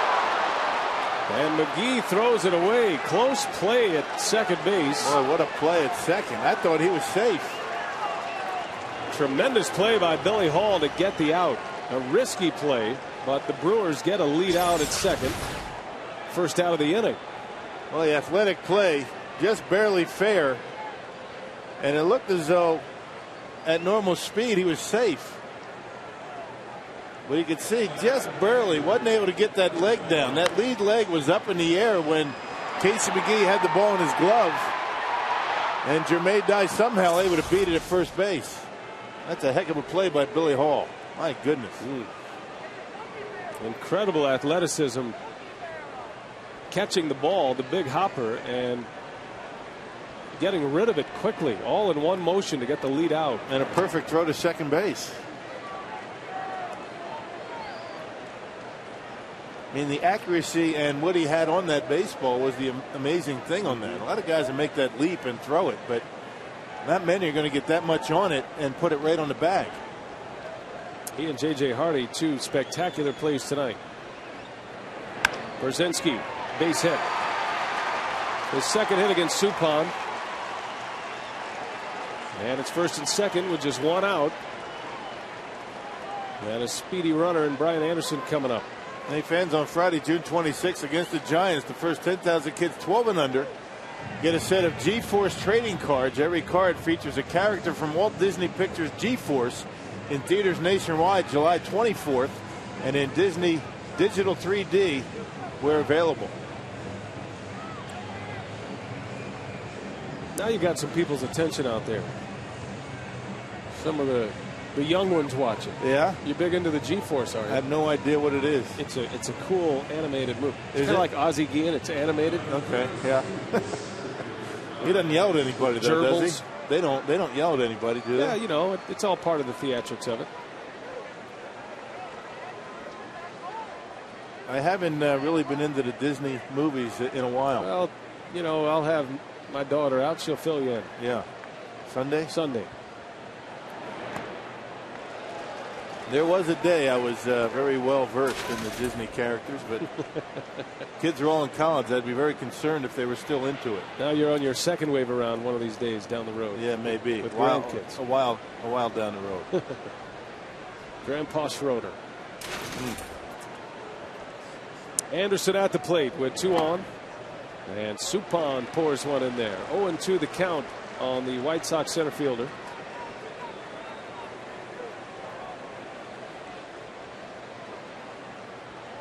It was not a sure bet that Anderson was going to get the job out of spring training. We saw a lot of the White Sox this spring in the Cactus League. Anderson has earned his stripes, though, playing just about every day in center field. He's a tough guy to double up. Runs well.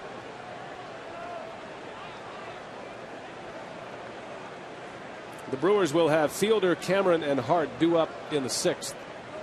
Suppan trying to keep it at a 2-0 deficit. Got him. Suppan strikes him out. Went back with that breaking ball. And a key strikeout for Jeff Suppan. That's the fifth of the game for Sup. 2 outs now in the inning. And most of his strikeouts have come on this pitch right here. That slider down out off the outside corner. Good pitch. We came on the air today talking about his off speed and his breaking pitches. Last couple of starts, they've been very good.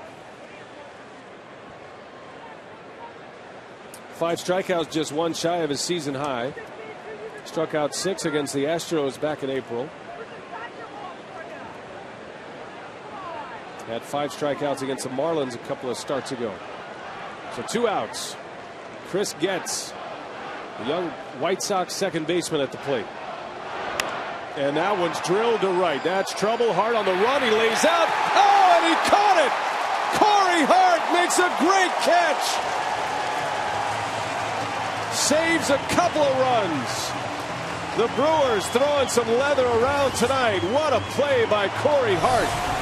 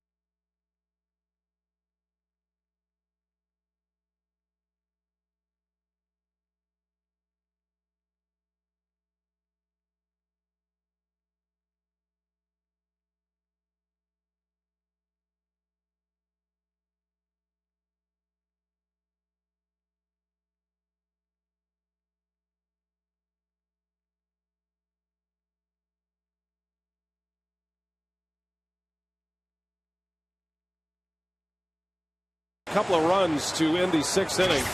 And our Home Depot doing more on defense. Rock, 3 times tonight the Brewers have come up with great plays. J.J. Hardy, outstanding play, throwing blind over to first base.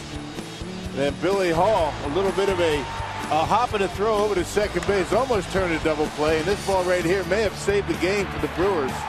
That ball gets by Corey, everybody scores, including perhaps the batter. So it's a scoreless inning for the White Sox in the 6th. And now Fielder leads all 4 Milwaukee, followed by Cameron and then Corey Hart. Brewers trying to put something together offensively. That's where I dismiss the theory, or when people say the Brewers aren't playing well. They are playing well. They're just not scoring runs. I mean, that's one aspect of playing baseball. And the Brewers are in games. Little chopper.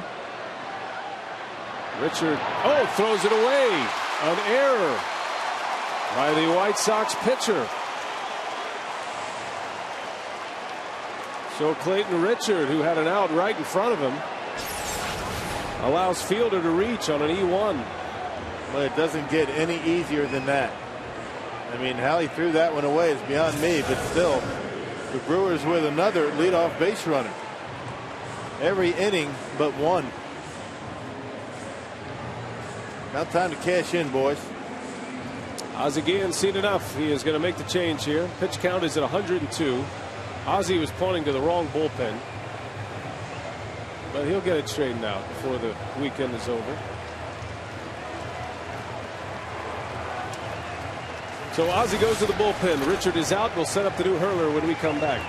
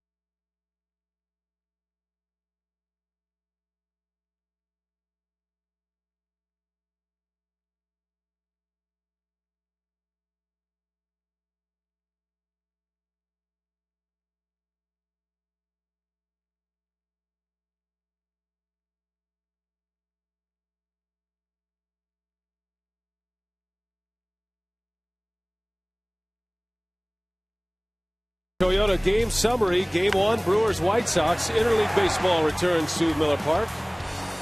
Jeff Suppan weaving his way through 6 innings. White Sox got 2 runs in the 4th. Pierzynski with an RBI, and then Chris Getz drove in a run.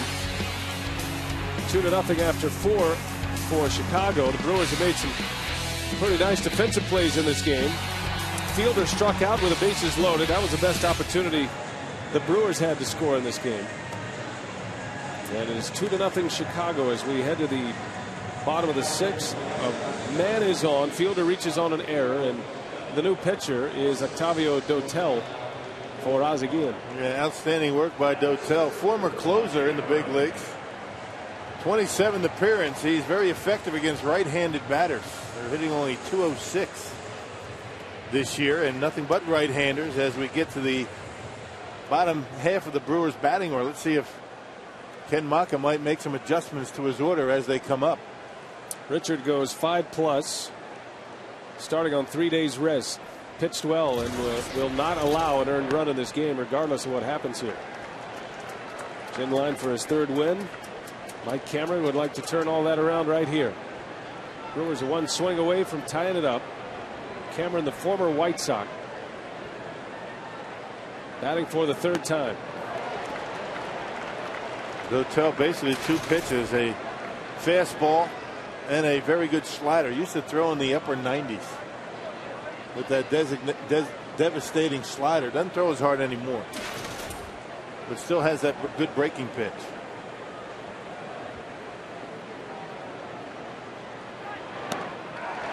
And puts it right by Cameron. 92-mile-an-hour fastball. Cameron is gone. And 1 out in the 6th. That pitch used to be 96 miles an hour. Still pretty effective up in that location at 93. And part of that bullpen for Houston, Billy Wagner, Brad Lidge, and Octavio Dotel. Doesn't get tougher than that. Yeah.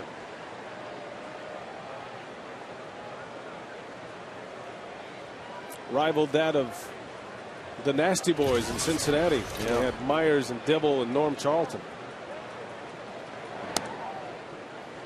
2 of the 3 still pitching. Dotel and Lidge. Billy Wagner injured. Has not been able to return yet. May not be able to return after an elbow injury. Brad Lidge is on the disabled list currently with a knee injury. By the way, there was a scoring change between innings. Alexi Ramirez credited with a hit, an infield single. Take the error away from J.J. Hardy. So the totals in the 6, no runs, 2 hits, no errors, 2 left. Hart down the line. That's a fair ball. That's going to go to the wall. Fielder around second, chugging his way to third. Pasudnik has trouble with it. And Fielder is going to try to score. He will score. And the Brewers are on the board in the 6th.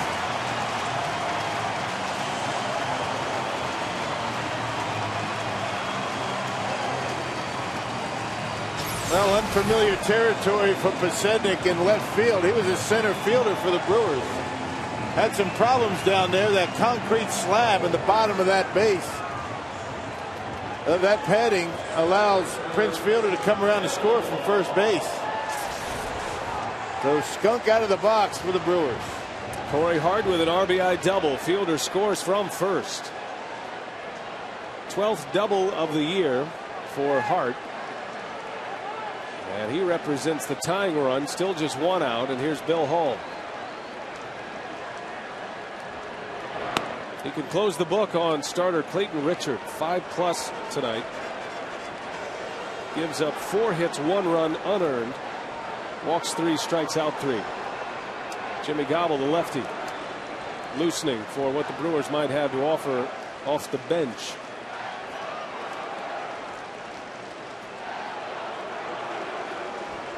Hart makes a great catch and then delivers with an RBI double. And now Hall trying to square it up or put the Brewers ahead with a long ball.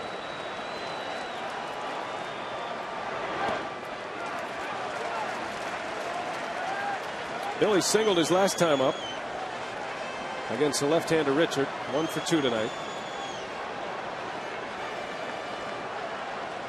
Well, perhaps later in the ball game, Ken Maka might have gone to Matt Gamble in this situation, but we're only in the 6th inning.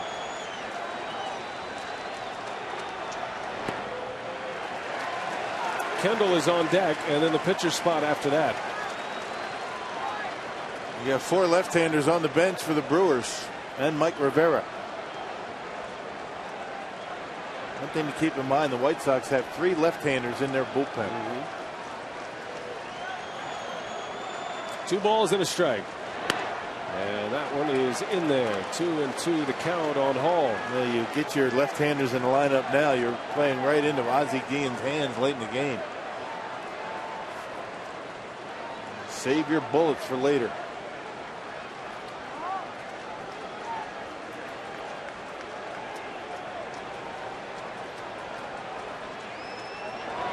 Hall swings and lines one foul into the seats. Yeah, just couldn't wait long enough. He was right on that slider, though.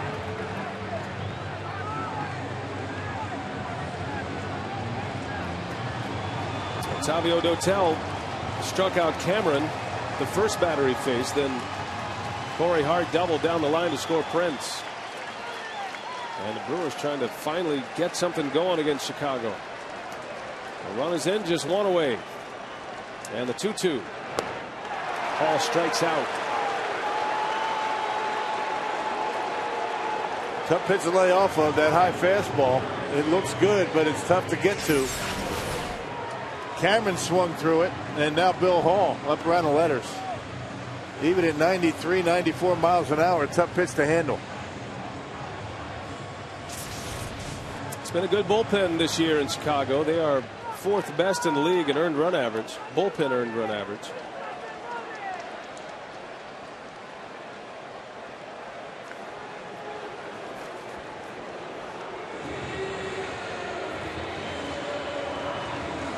Yeah, bullpen at a 3.72 earned run average. The starter's at 4.5.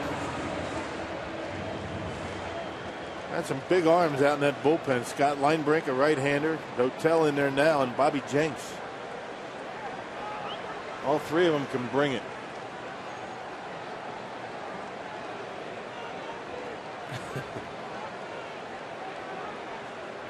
Yeah, they're going to go ahead and walk Kendall. I think Przinsky was expecting that. Went to the mound, didn't hear anything from Ozzie Guillen, and now Guillen finally makes his decision, but it doesn't seem that Guillen is comfortable with this decision so much. Well, he's forcing Ken Maka to make a decision here. Do you send Suppan up there or go to a pinch hitter? Either way, Ozzie Guillen, feels as though he's going to win either way.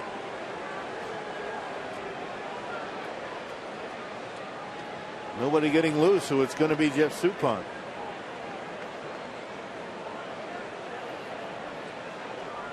I think that's what made the decision. They didn't see anybody getting loose. So they're saying, you know what, we're not going to take any chances with Kendall. We're going to see if Jeff Suppan can get another base hit. And it was almost as if Przinsky pointing out to the Brewers bullpen. Certainly Guillen saw it as well, but enough of a delay there to officially make the decision easier for the White Sox, and that sets it up with Suppan against Dotel. Well, an interesting move here. Maka stays with Suppan with 2 outs and 2 on. Suppan singled his last time up. Has 3 hits this year. He's 3 for 18 at the plate. A 167 batting average.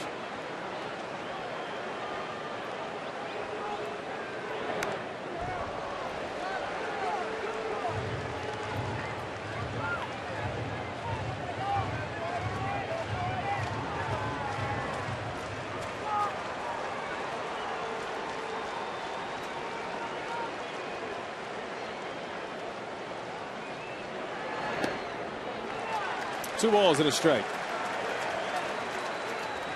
Suppan has driven in 2 runs this year. Quite a mismatch here with Dotel against Suppan.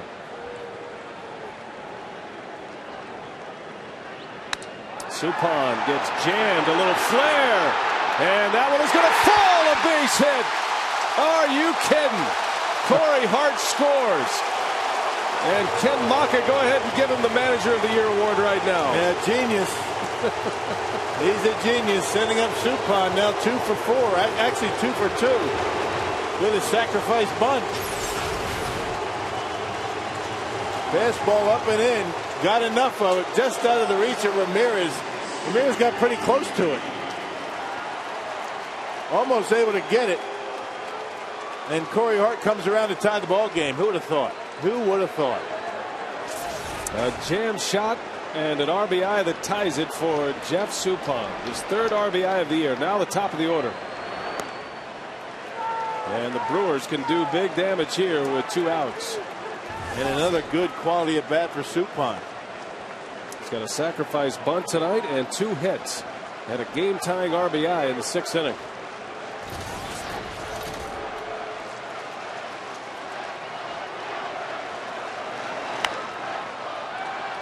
Well, he wasn't left in there because of his hitting skills. He was left in there because he's pitching well. Pitching well, and you want to save what bullpen you have out there. Brewers don't have an off day until next Thursday. And Maka certainly didn't like his left-handed options against Jimmy Gobble in that spot. So he sticks with Soup, and he delivers big time. And now McGee is ahead of the count, 2-1.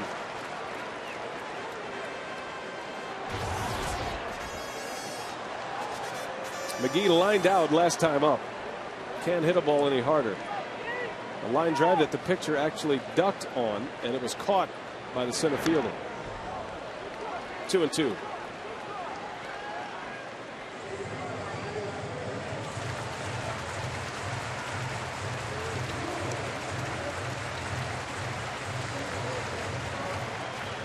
McGee's starting to dig in deep now with playing time.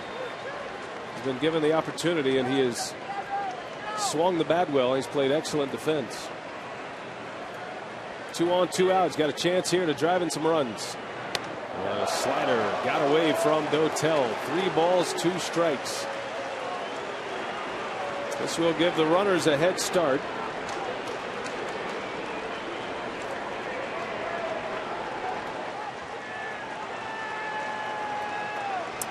Kendall and Suppan will be on the move here. The 3-2 spoiled by McGee.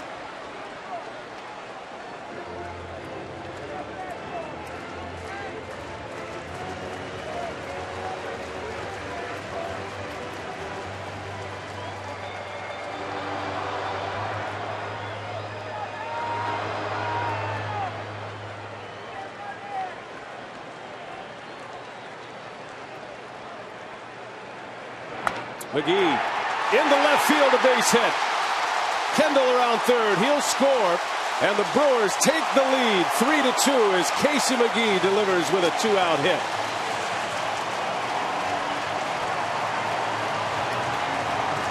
Just about the same spot where Jeff Suppan got his base hit, up and in.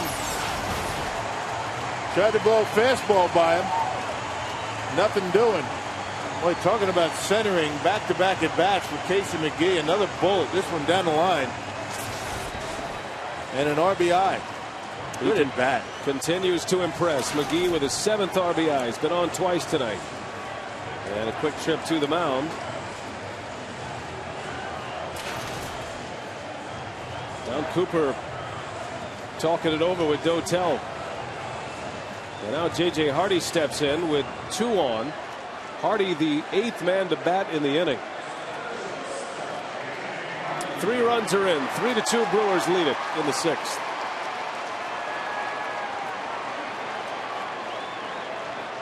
And J.J. Hardy, whose due bucket is overflowing at this point.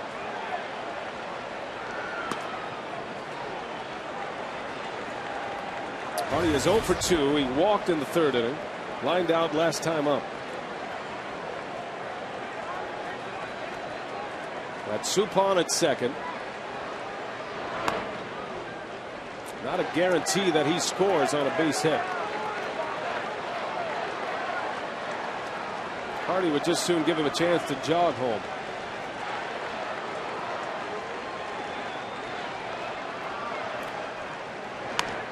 Bouncer, foul. Just missed the bag at first. Would have been able to jog home on that if that was fair. How about that swing by JJ? That pitch up around his eyes, able to get a piece of it. That's the way it goes, isn't it? You're in a stretch like this, it seems like you walk up there on an 0-2 count. And Hardy strikes out. The inning is over, but the Brewers score 3 runs, and Jeff Suppan the key at bat. Suppan delivers with a 2-out RBI that tied it. 3-2 Milwaukee.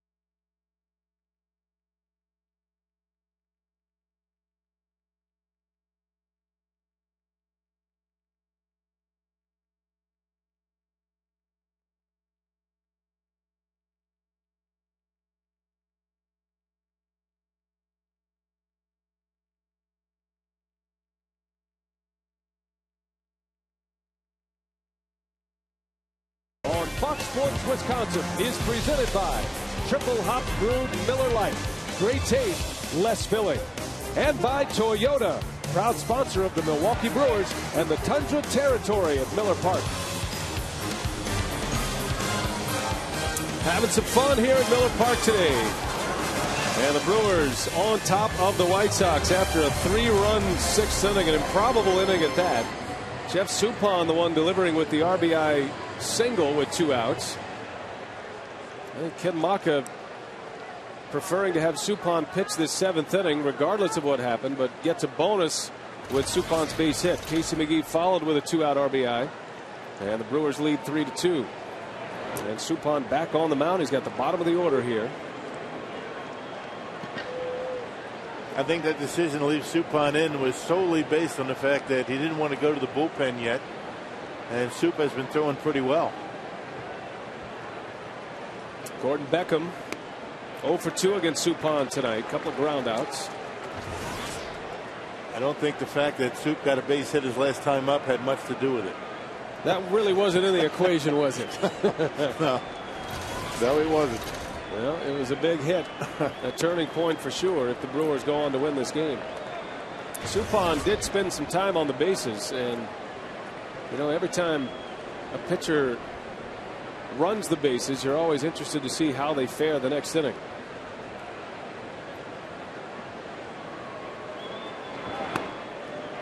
No, even though Sup wasn't, sprinting around the bases and doing a lot of head first sliding, it just takes a guy out of his routine between innings. He's out there standing around and expending a little bit of energy anyway. And pitchers are really creatures of habit. They pretty much do the same thing between every inning. Beckham's 0 for 3 on 3 ground outs, and the first out here in the 7th inning. Suppan kind of tugging at his back a little bit. Ho-Chunk Gaming Wisconsin texts the broadcast booth. Do players go into interleague games with a different attitude than for league games? Clem and Racine wants to know. No. They all mean the same. They're all equally as important. It can be said that there is a little more energy when a team like the White Sox come to town. Interleague has been successful in that regard for sure. That comes from the fans. Pop up into right on the first pitch. Josh Fields is retired. 2 up, 2 down. In that argument for the DH and not the DH, I mean, it makes a big difference for a pitcher, a guy that's been out there for 6 innings. And all of a sudden he's on the bases, and they don't have that issue in the American League. The guys just sit there. They don't really have that to deal with. Well, Ken Maka is going to make a change here. Jim Thome was the announced pinch hitter. So Thome, the normal designated hitter for the White Sox, relegated to pinch hitting duties. And he is going to face Mitch Stetter. So Maka goes to his lone lefty. 3-2, the Brewers lead it. Stay with us.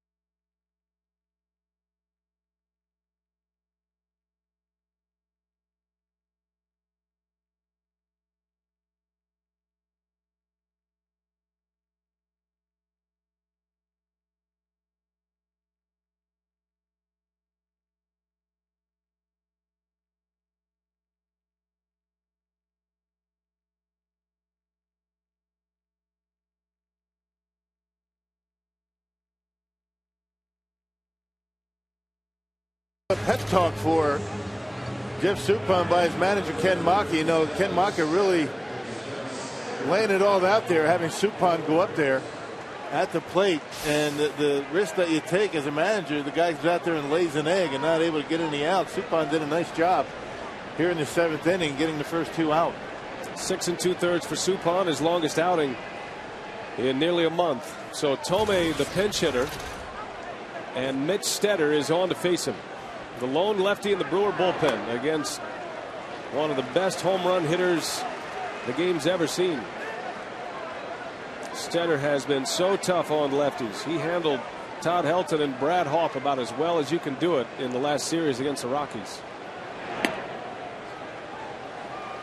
Ken Macha taking a page out of Freddie Gonzalez's book on the shift for Thome. He's got Bill Hall, the third baseman, in that second base rover type position. That really makes a lot of sense. You get your shortstop, he's where he's supposed to be. Why put 2 guys out of position, right? That makes all the sense in the world. I love it. I'd never seen that until we saw it in Florida. Hanley Ramirez stayed at short, and Freddie Gonzalez had Bonifacio go from third out to that second base position. And Ken Macha, a man who knows a good idea when he sees it. That is a tremendous idea. First time the Brewers have done that this year.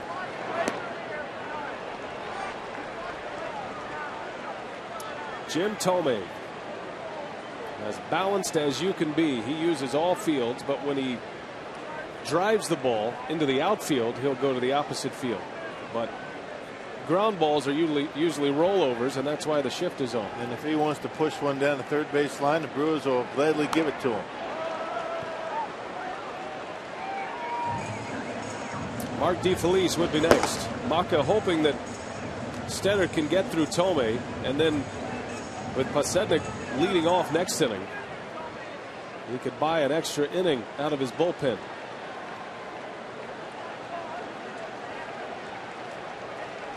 Two gone. 2-2 the count to Jim Thome. 3-2.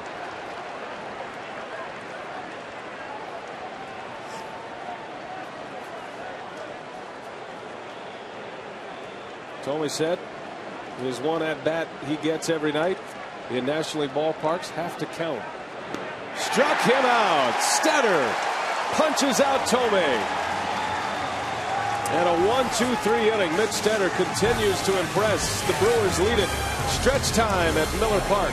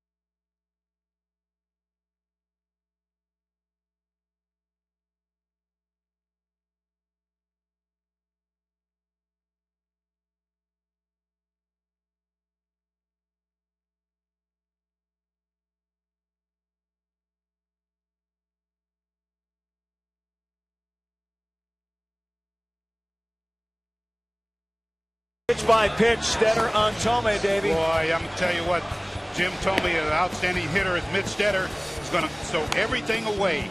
Got a pitch to hit right there, fouled it off, but watch everything. Sliders away, sliders away. Now watch this pitch right here. Oh, it's going now he's got him set up with a nice little breaking ball strikeout. Mitch Stetter has come in against left-handers and has just been devastating. Well, the future Hall of Famer Jim Thome used in a pinch hitting role here tonight. Strikes out against Stetter. 3-2 right now Brewers lead in the bottom of the 7th. Outstanding defense, outstanding pitching and hitting by Jeff Suppan. All will be covered, along with Corey Hart. Reaction from the clubhouse as well. And an instructional up for grabs. I'm thinking you guys can show us how Corey Hart lays out in right field to make a catch. What do you think? Brian and Bill, take it away. I'm all for diving catches at this point. You might dig up some turf in the process, though. Yeah. Ryan Braun leads off, drops a bunt down, foul. Not a bad idea with Gordon Beckham, the third baseman, playing so deep. New pitcher rock is DJ Carrasco out of that White Sox bullpen. Yeah, it's not so much the dive in the outfield that I'm worried about. It's everything after I hit the ground. Then we'd have some problems. The carnage. Yeah. 22nd appearance for Carrasco. Outstanding work. We mentioned how good this bullpen has been for the White Sox.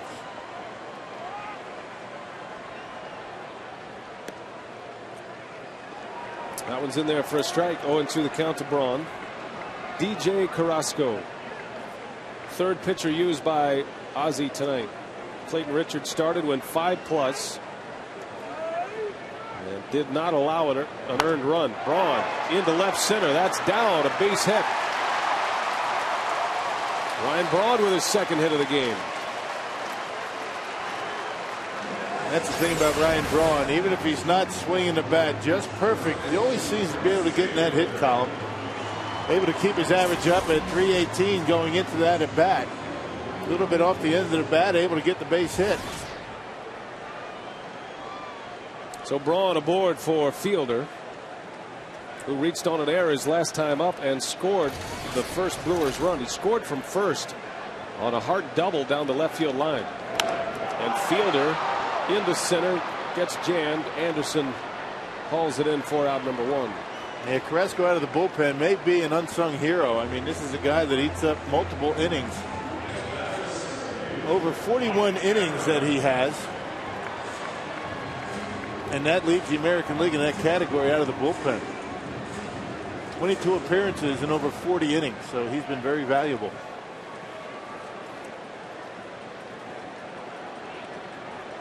Carrasco facing Mike Cameron. Cameron looking for his first hit. Oh, it gets jammed and not going to be played. Beckham cut in front of Ramirez and everybody's safe. And we'll see how they score that one. That's going to go as an infield hit for Mike Cameron. I'm not sure who they were going to be able to get, even if Beckham keeps that ball in his glove. I think his only shot might have been Ryan Braun, but I don't think they had it planned for him. That was a fastball in on Cam's hands that ate him up. I don't think anybody had a play on that. Sometimes then it just doesn't pay to hit the ball hard. And you got to hit them where they ain't right. They put those fielders out there for a reason.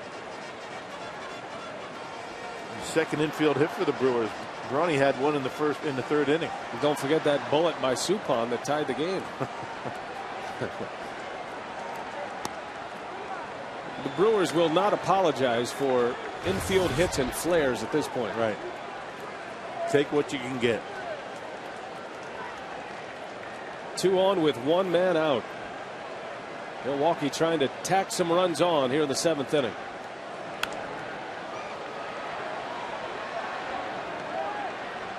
Corey Hart doubled in the first run in the 6th. He hammered one down the left field line against Octavio Dotel.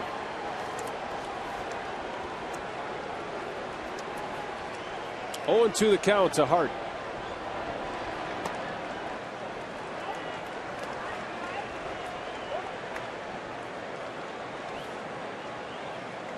Speed to burn everywhere for the Brewers here. You have Braun at second, Cameron at first, and Hart the fastest Brewer at the plate. Huge shot right off the end of the bat. Pretty good slider. Yeah, Corey able to stay alive. That's a pitch that's been giving Corey some problems. That pitch going down and away from him kept the bat in the hitting zone long enough to get a piece of it.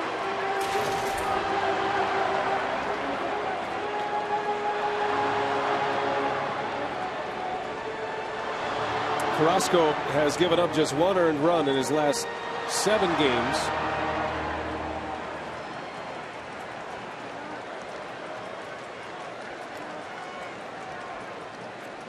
The 1-2. Breaking ball lined into center field. That one's well hit. Anderson can't make the play. It goes to the wall. Braun will score. Here comes Cameron. He scores. Corey Hart into third. A triple. 2 RBI triple for Corey Hart. And it's 5-2 Milwaukee. Well, he stayed alive. He fought off a tough pitch. That slider before Carrasco dropped down on him, tried to give him the old frisbee slider away, left it in the middle part of the plate. And Corey Hart hammers it into center field. By the time Anderson gets to it, Corey at third and 2 runs are in. So a good night for Corey Hart. Second triple of the year for Hart. And it's big that he makes it to third with just 1 out. It forces the White Sox to bring their infield in with Billy Hall at the plate. Well, Corey Hart starting to heat up at the dish. 2 hits tonight. 5 total bases. He's driven in 3 of the 5 Milwaukee runs. Yeah, he came in late yesterday, had a sac fly and a base hit. Broken bat, base hit. Bill Hall drives one in. 6-2 Brewers as Hall comes up with his second hit.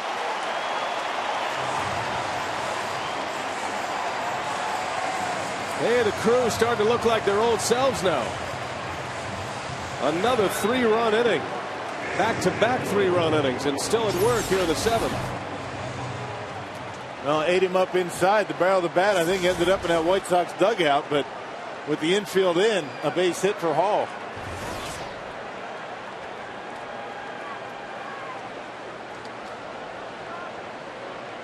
Hart has scored twice. Still just 1 out. And it's Jason Kendall.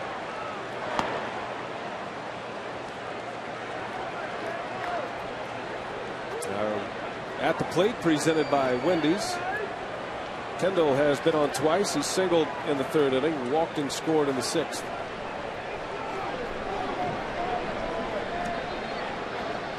Good to see those smiles in that dugout again. Been a while.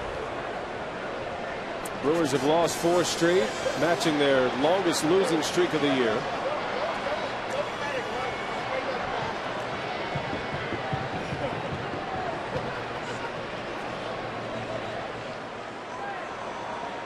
Six to 2, they lead it. Bottom of the 7th. We are dangerously close to a Mitch Stetter at bat here. Ken Maka sending Stetter to the on-deck circle. Remember, Pasendik is leading off. He's still trying to find a helmet that'll fit him. Who knows whose bat he stole?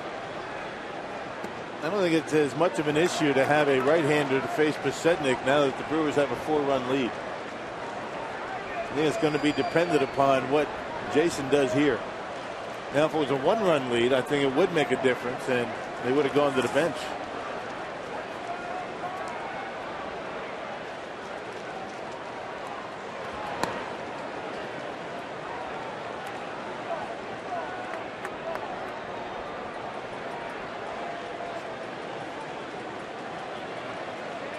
Kendall down at a hole, ball and 2 strikes.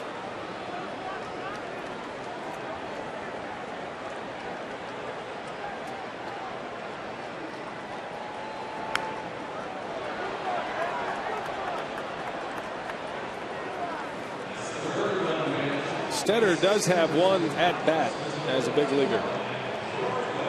It was a memorable strikeout. He's ready. A memorable strikeout? Yeah, don't you remember it? I don't. I don't either. Sure, it was memorable for Mitch Stetter.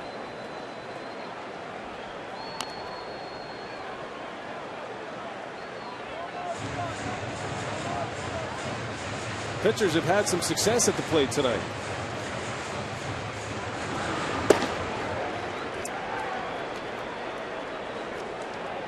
Aaron Pereda in the bullpen. Just brought up to the big leagues. He's making his first appearance.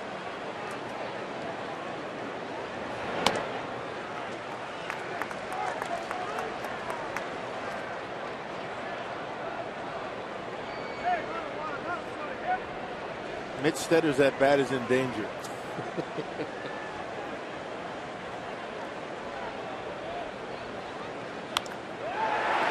Jason Kendall with a base hit. It's like he's playing a little cricket out there, and Kendall comes up with his second hit. On base for the third time. And Mitch Stetter's moment in the sun just set. With 2 on, Maka is going to go for the knockout punch here and send up Matt Gamble.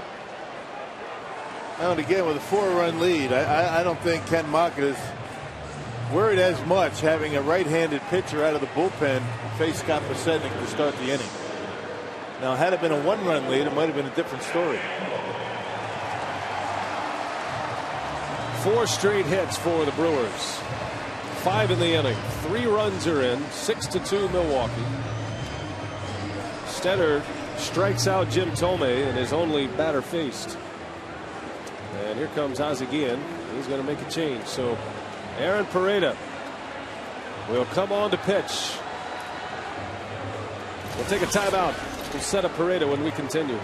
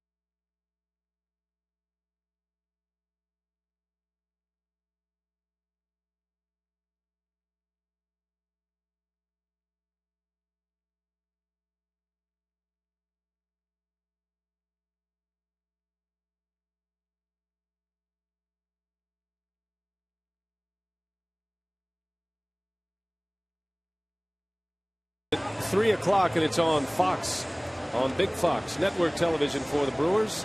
Dick Stockton and Eric Karros with the call on that one. Then Sunday we're back on Fox Sports Wisconsin. Brewers and the White Sox wrap up this homestand. And then it's off to Cleveland. Interleague baseball through Cleveland and Detroit on the next road trip. 6-2, the Brewers lead it. Back-to-back 3-run innings. Still just 1 out in the 7th. And Rock, we've got another major league debut in front of us. Matt Gamble's going to pinch hit. And it's going to be Aaron Pareda, just up from Double-A, making his big league debut here at Miller Park. They called him up from Tuesday. As you mentioned, he was a starter down in the minor leagues, 5-4 at 238 earned run average. Had 68 strikeouts and 11 starts. So the guy's got a pretty good arm. Pitching in Double-A Birmingham. He steps into a hot spot for his first big league game. Matt Gamble with 2 on.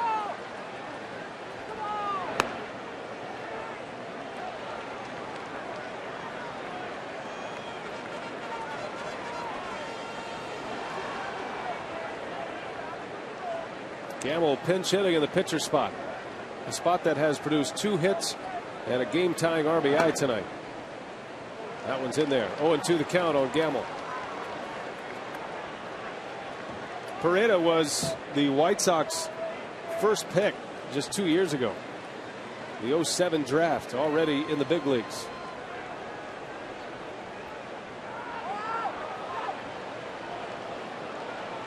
Yeah, he led the Southern League in strikeouts when he got called up. 3rd in earned run average, so this guy's got a pretty good arm. Just 22 years of age. He's got Gamble in a hole, 0-2 with 2 men aboard.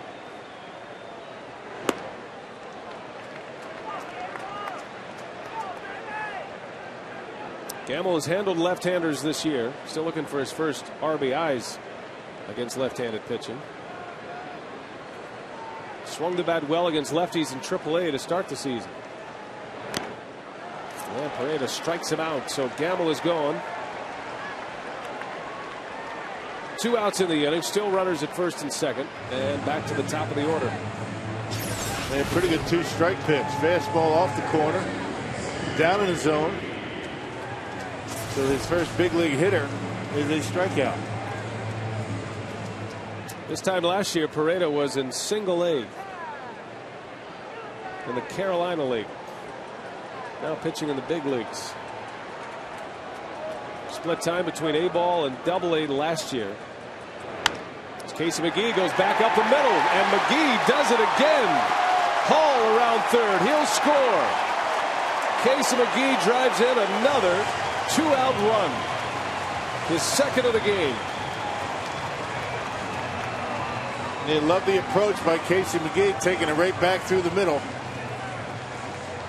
So the Brewers with a 4 spot here in the 7th, and 7 runs in the last 2 innings. Right down the middle of the plate and right back through the middle. That's where you want it. And Billy Hall comes around to score. McGee in consecutive at-bats delivers with a 2-out RBI hit. 2 for 4 tonight. 2 ribbies for McGee, the 9th man in the inning to bat. And Hardy takes a strike. A 3-run 6th. 4 runs in here in the 7th. Still 2 aboard.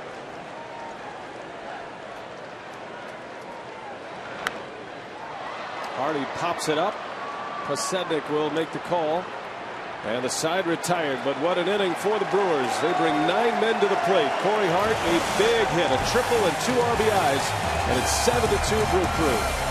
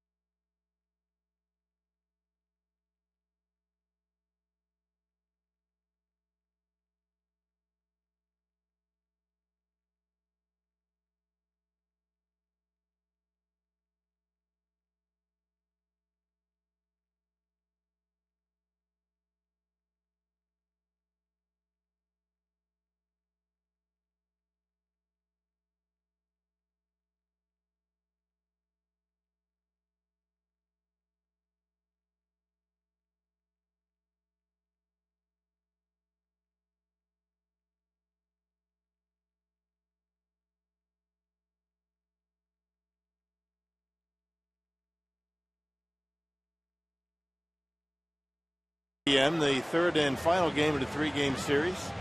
Come out to Miller Park as the first 25,000 fans get a Brewers window cling. That's courtesy of U.S. Cellular, the exclusive wireless provider of the Brewers. Punching those all-star ballots, trying to send their Brewers to the all-star game in St. Louis this year. You can do it the old-fashioned way, or you can go online, by the way, Brewers.com. Mark DeFelice is the new Brewer hurler. In for Stetter, who faced 1 batter. He struck out Thome to end the 7th. So now DeFelice takes over for the 8th. Yeah, 24th appearance for DeFelice. A 114 earned run average, and getting an opportunity to face a left-hander lead this inning. A right-handed hitting specialist, DeFelice.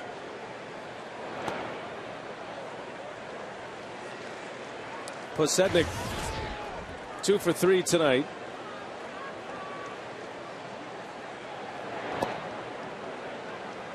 Pasednik with hits in his first 2 at-bats, but was picked off in the first inning and then overslid second base in the 3rd inning. So eliminated from the base paths twice. Yeah, the White Sox have made an inning's worth of outs on the bases tonight. They had the 2 Pasednik plays, and then Chris Getz was thrown out at second base after he singled in a run. Brewers executed the relay. Fielder ranges over, can't get it. Pasednik has his 3rd hit.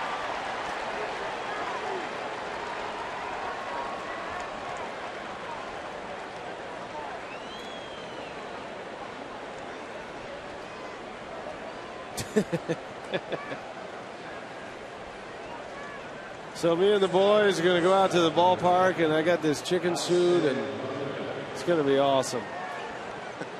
See? I got to cover my knee there. It's chilly. You're my boy, Blue.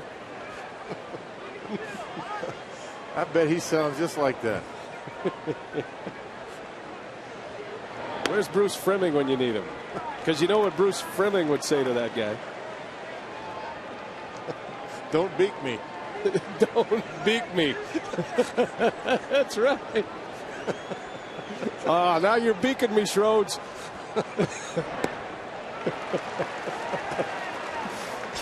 Well, there he was. He was all fun and games back in the 4th. See, it seemed like almost a good idea back then. And now, not so much.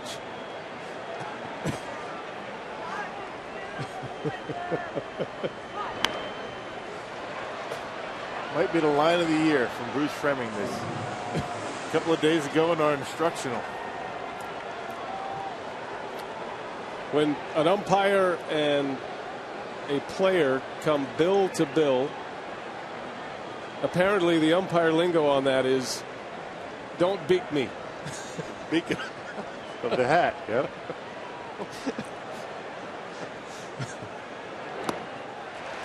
DeFelice strikes out Ramirez for the first out.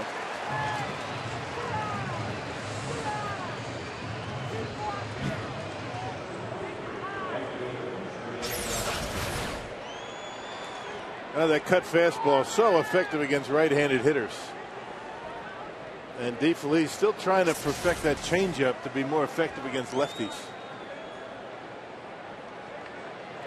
That cut fastball to left-handed hitters ends up right where they like it, down and in.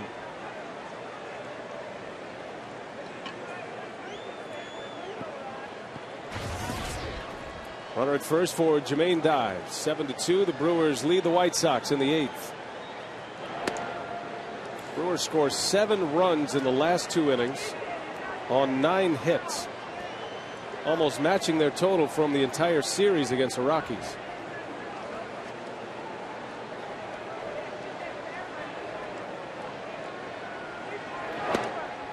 You just wonder how much of that Rockies series was the Brewer bats or the Rockies pitching. Their pitching was very good.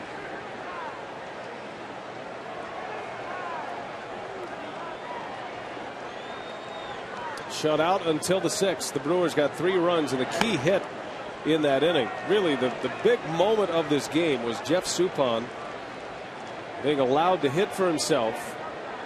Basically, Maka is giving up the inning offensively because he wants Suppan on the mound for the 7th. But Suppan gives him a bonus, and he delivers with a jam shot base hit that drove in a run to tie the game. That might be it for DeFelice. You've got Brzezinski up. You've got Villanueva out in the bullpen getting ready. I don't think Ken Maka wants DeFelice to face a lefty. That's actually McClung out there. And Maka sends Kendall out to talk it over with DeFelice, gives McClung a couple of extra pitches here.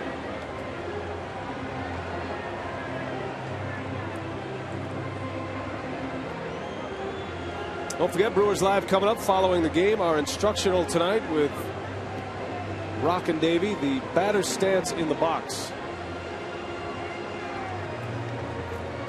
Well, basically, we're going to talk about, how a catcher, one of the things we're going to talk about, how a catcher can pretty much figure where a batter likes the pitch, where he feels most comfortable, where he wants the pitch, based on where he stands in the box.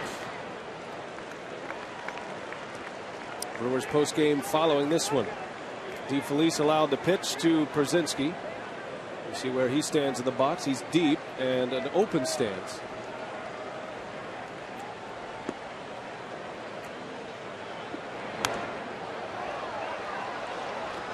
Oh, and to the count on Pierzynski. And one way to determine, or the way you tell how close a guy is to the plate, it's not the front foot, it's the back foot. The back foot doesn't move. Except for, of course, Scott Podsednik. He moves both feet as the pitch is coming to the plate. So there are really no hard and fast do's and don'ts. That front foot is a little bit open, but it's going to go right toward the plate as the pitch is on its way. That's into center field. Cameron drifting back. Podsednik is going to tag at second. Cameron doesn't bother with a throw. And it's out number 2. So DeFelice gets a left-handed hitter on a pop-up. 2 outs. Still 2 on. Runners at the corners. And here's Brian Anderson. Bill Castro back on the phone. Perhaps easing McClung back a little bit.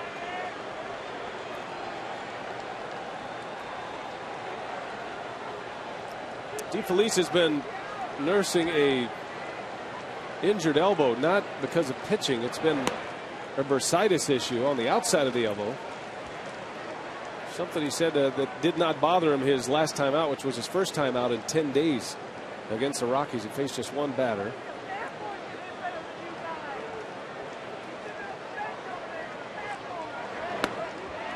Oh, and 2 to Anderson. Be interesting if DeFelice gets through this inning, whether Ken Maka, no resemblance.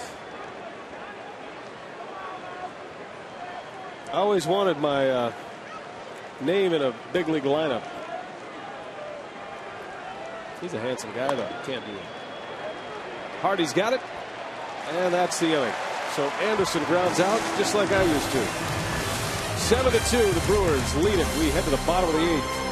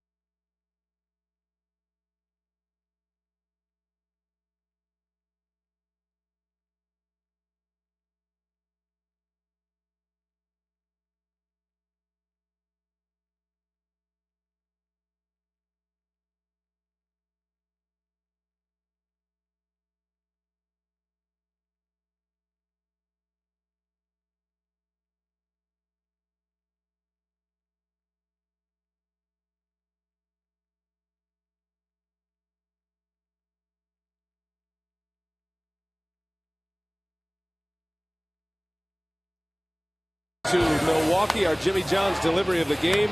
How about an impressive 7th inning for the Brewers? 4 runs on 6 hits. Corey Hart with a 2 RBI triple.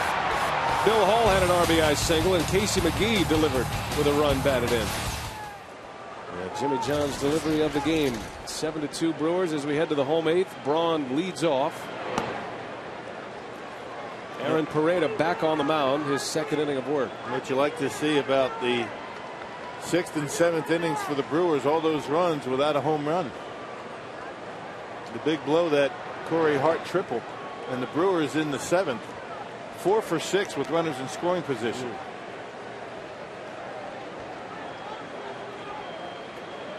Well, Trevor Hoffman has had a pretty good period of inactivity for the Brewers. He has been, even Hoffman has a routine when he's not pitching, which we saw the other day. Ryan Braun yesterday is Powerball home run number 13.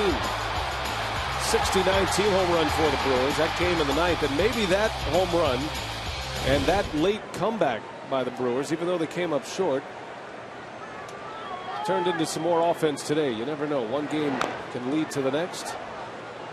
It's 7 runs on 13 hits tonight. Right? Yeah, it's funny the way that happens. You never know what's going to jumpstart an offense. The Brewers certainly didn't come out swinging the bats all that well, but you know, the Jeff Suppan thing might have got the guys going. That base hit with 2 outs.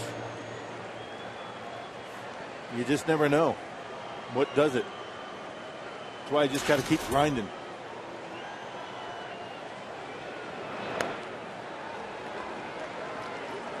Well, back to Trevor Hoffman, though. You know, Rock, you saw him the other night after the game, after the crowd had left and they had closed up the doors. Hoffman was long tossing. He has a strict regimen for every possible scenario, and being a closer all these years, there are scenarios where you just don't pitch for a while. There are dormant times when you're not in save situations. Well, and there are going to be times very soon, hopefully, that he's going to be used 3-4 times in a row. That's why you save your bullets in these situations. It looks as though DeFelice is going to attempt to finish this ball game.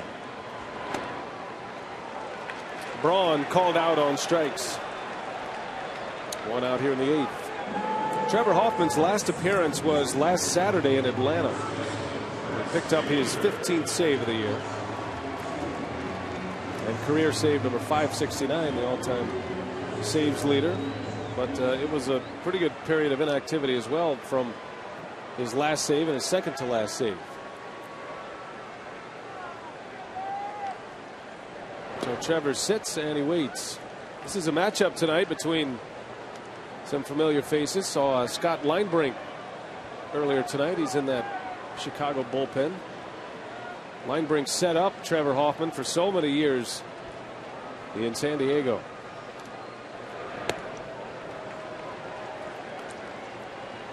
Scott Pasednik, a former Brewer as well. And Juan Nieves in the ballpark. Yeah, Juan out in the bullpen. Yeah, the no-hitter combination, the Brewers' lone no-hitter, Bill Schroeder and Juan Nieves. Yeah, I didn't see Juan. I went into the White Sox clubhouse before the ball game and did not see Juan. I asked about him, and nobody knew where he was. I was afraid to ask at that point. He said he's over in the corner giving Paul Molitor a hug.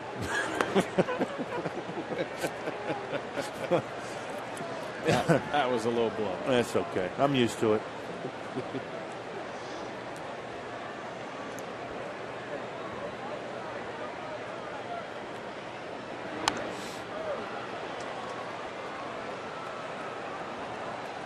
The lone no-hitter in Brewers franchise history. I'm going to have to try and track him down on Sunday, though. I'm going to try and get him to come to fantasy camp.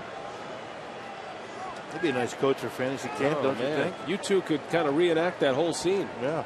That'd be fun. 87, April 15th. Just got to get Eddie Murray.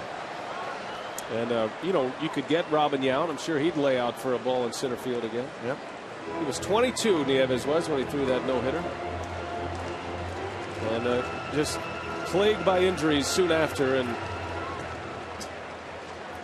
never really was able to perform on the mound like his talent would have offered. But injuries cost him a career.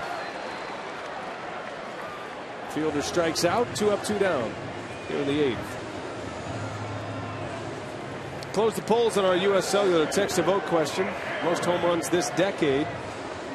And the Brewers 36% feeling like the Brewers are going to be the ones to do it. Since 2000, those are the numbers. The White Sox hitting plenty of home runs. I think the Yankees have a good chance to gain some ground with the way the ball flies at the new Yankee Stadium.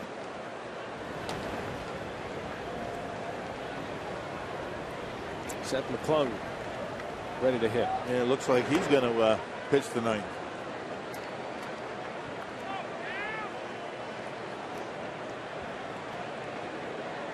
Here's Trevor's got the rally socks on. He's got the pant legs up to the knees.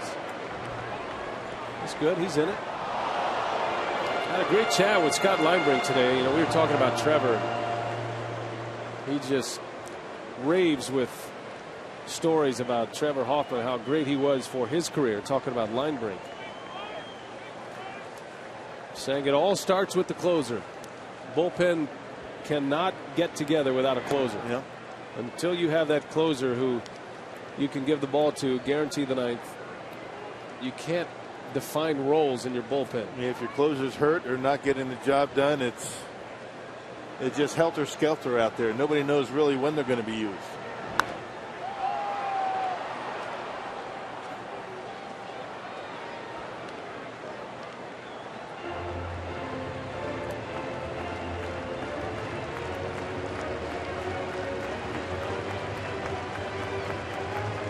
Cameron spent some time in San Diego with Hoffman and Linebrink there, his teammates.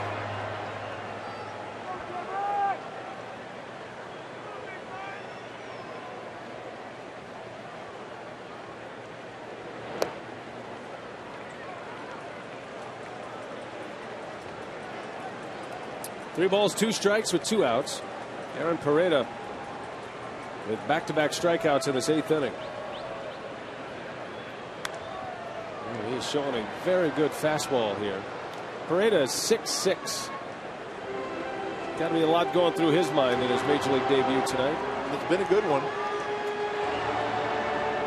It's the 3rd pitcher to make his major league debut against the Brewers this year, I believe. Swarzak, Tommy Hanson, and now Pereda.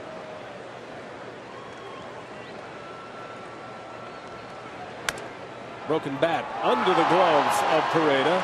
Now going to be a tough play, but it is made by Ramirez. And the inning ends 1-2-3. The Brewers go in order. Last call for the White Sox. We head to the 9th as Alexi Ramirez turns in a gem of his own tonight.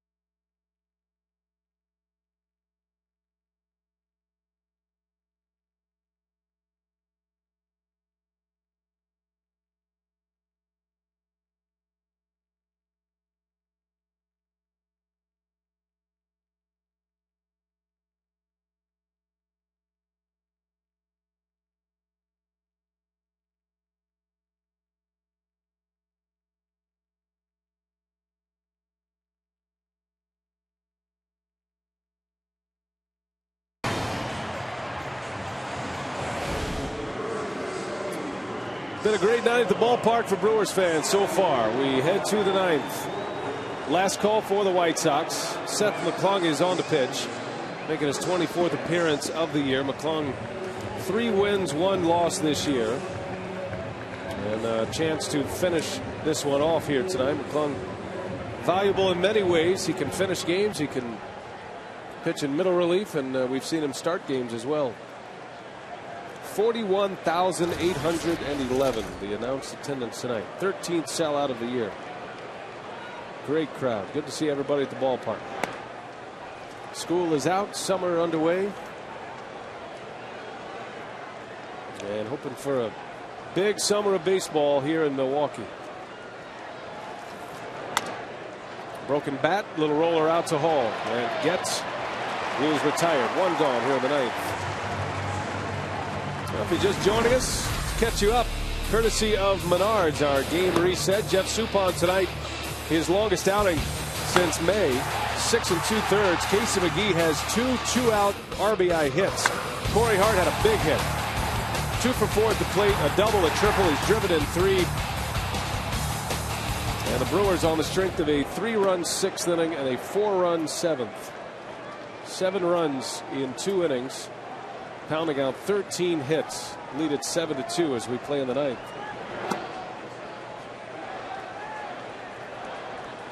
Greg and Davey will be along with the post-game show, Brewers Live, presented by Lincoln Mercury. Telly Hughes with interviews and an instructional tonight on positioning in the batter's box.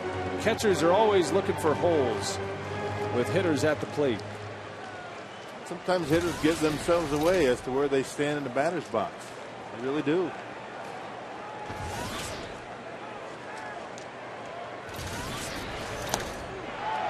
McClung with a fastball that ties up Beckham.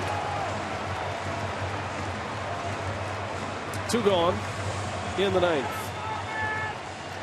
Interleague play continues Sunday. The Brewers and the White Sox wrap up their 3-game series. 12:30 we're on the air with Brewers Live, and 1:05 is the first pitch. That'll be a matchup of Braden Looper and Mark Burley. That'll be a good pitching matchup. Tomorrow's game is on Fox. And our buddy Dick Stockton and Eric Karros. Bouncer to Hall. Nice pickup. Fields is retired. The Brewers play outstanding defensive baseball tonight. They get some timeless, good timing of hitting in the 6th and the 7th. And a 7-2 win tonight. The Brewers snap their 4-game losing streak. They untuck them here at Miller Park.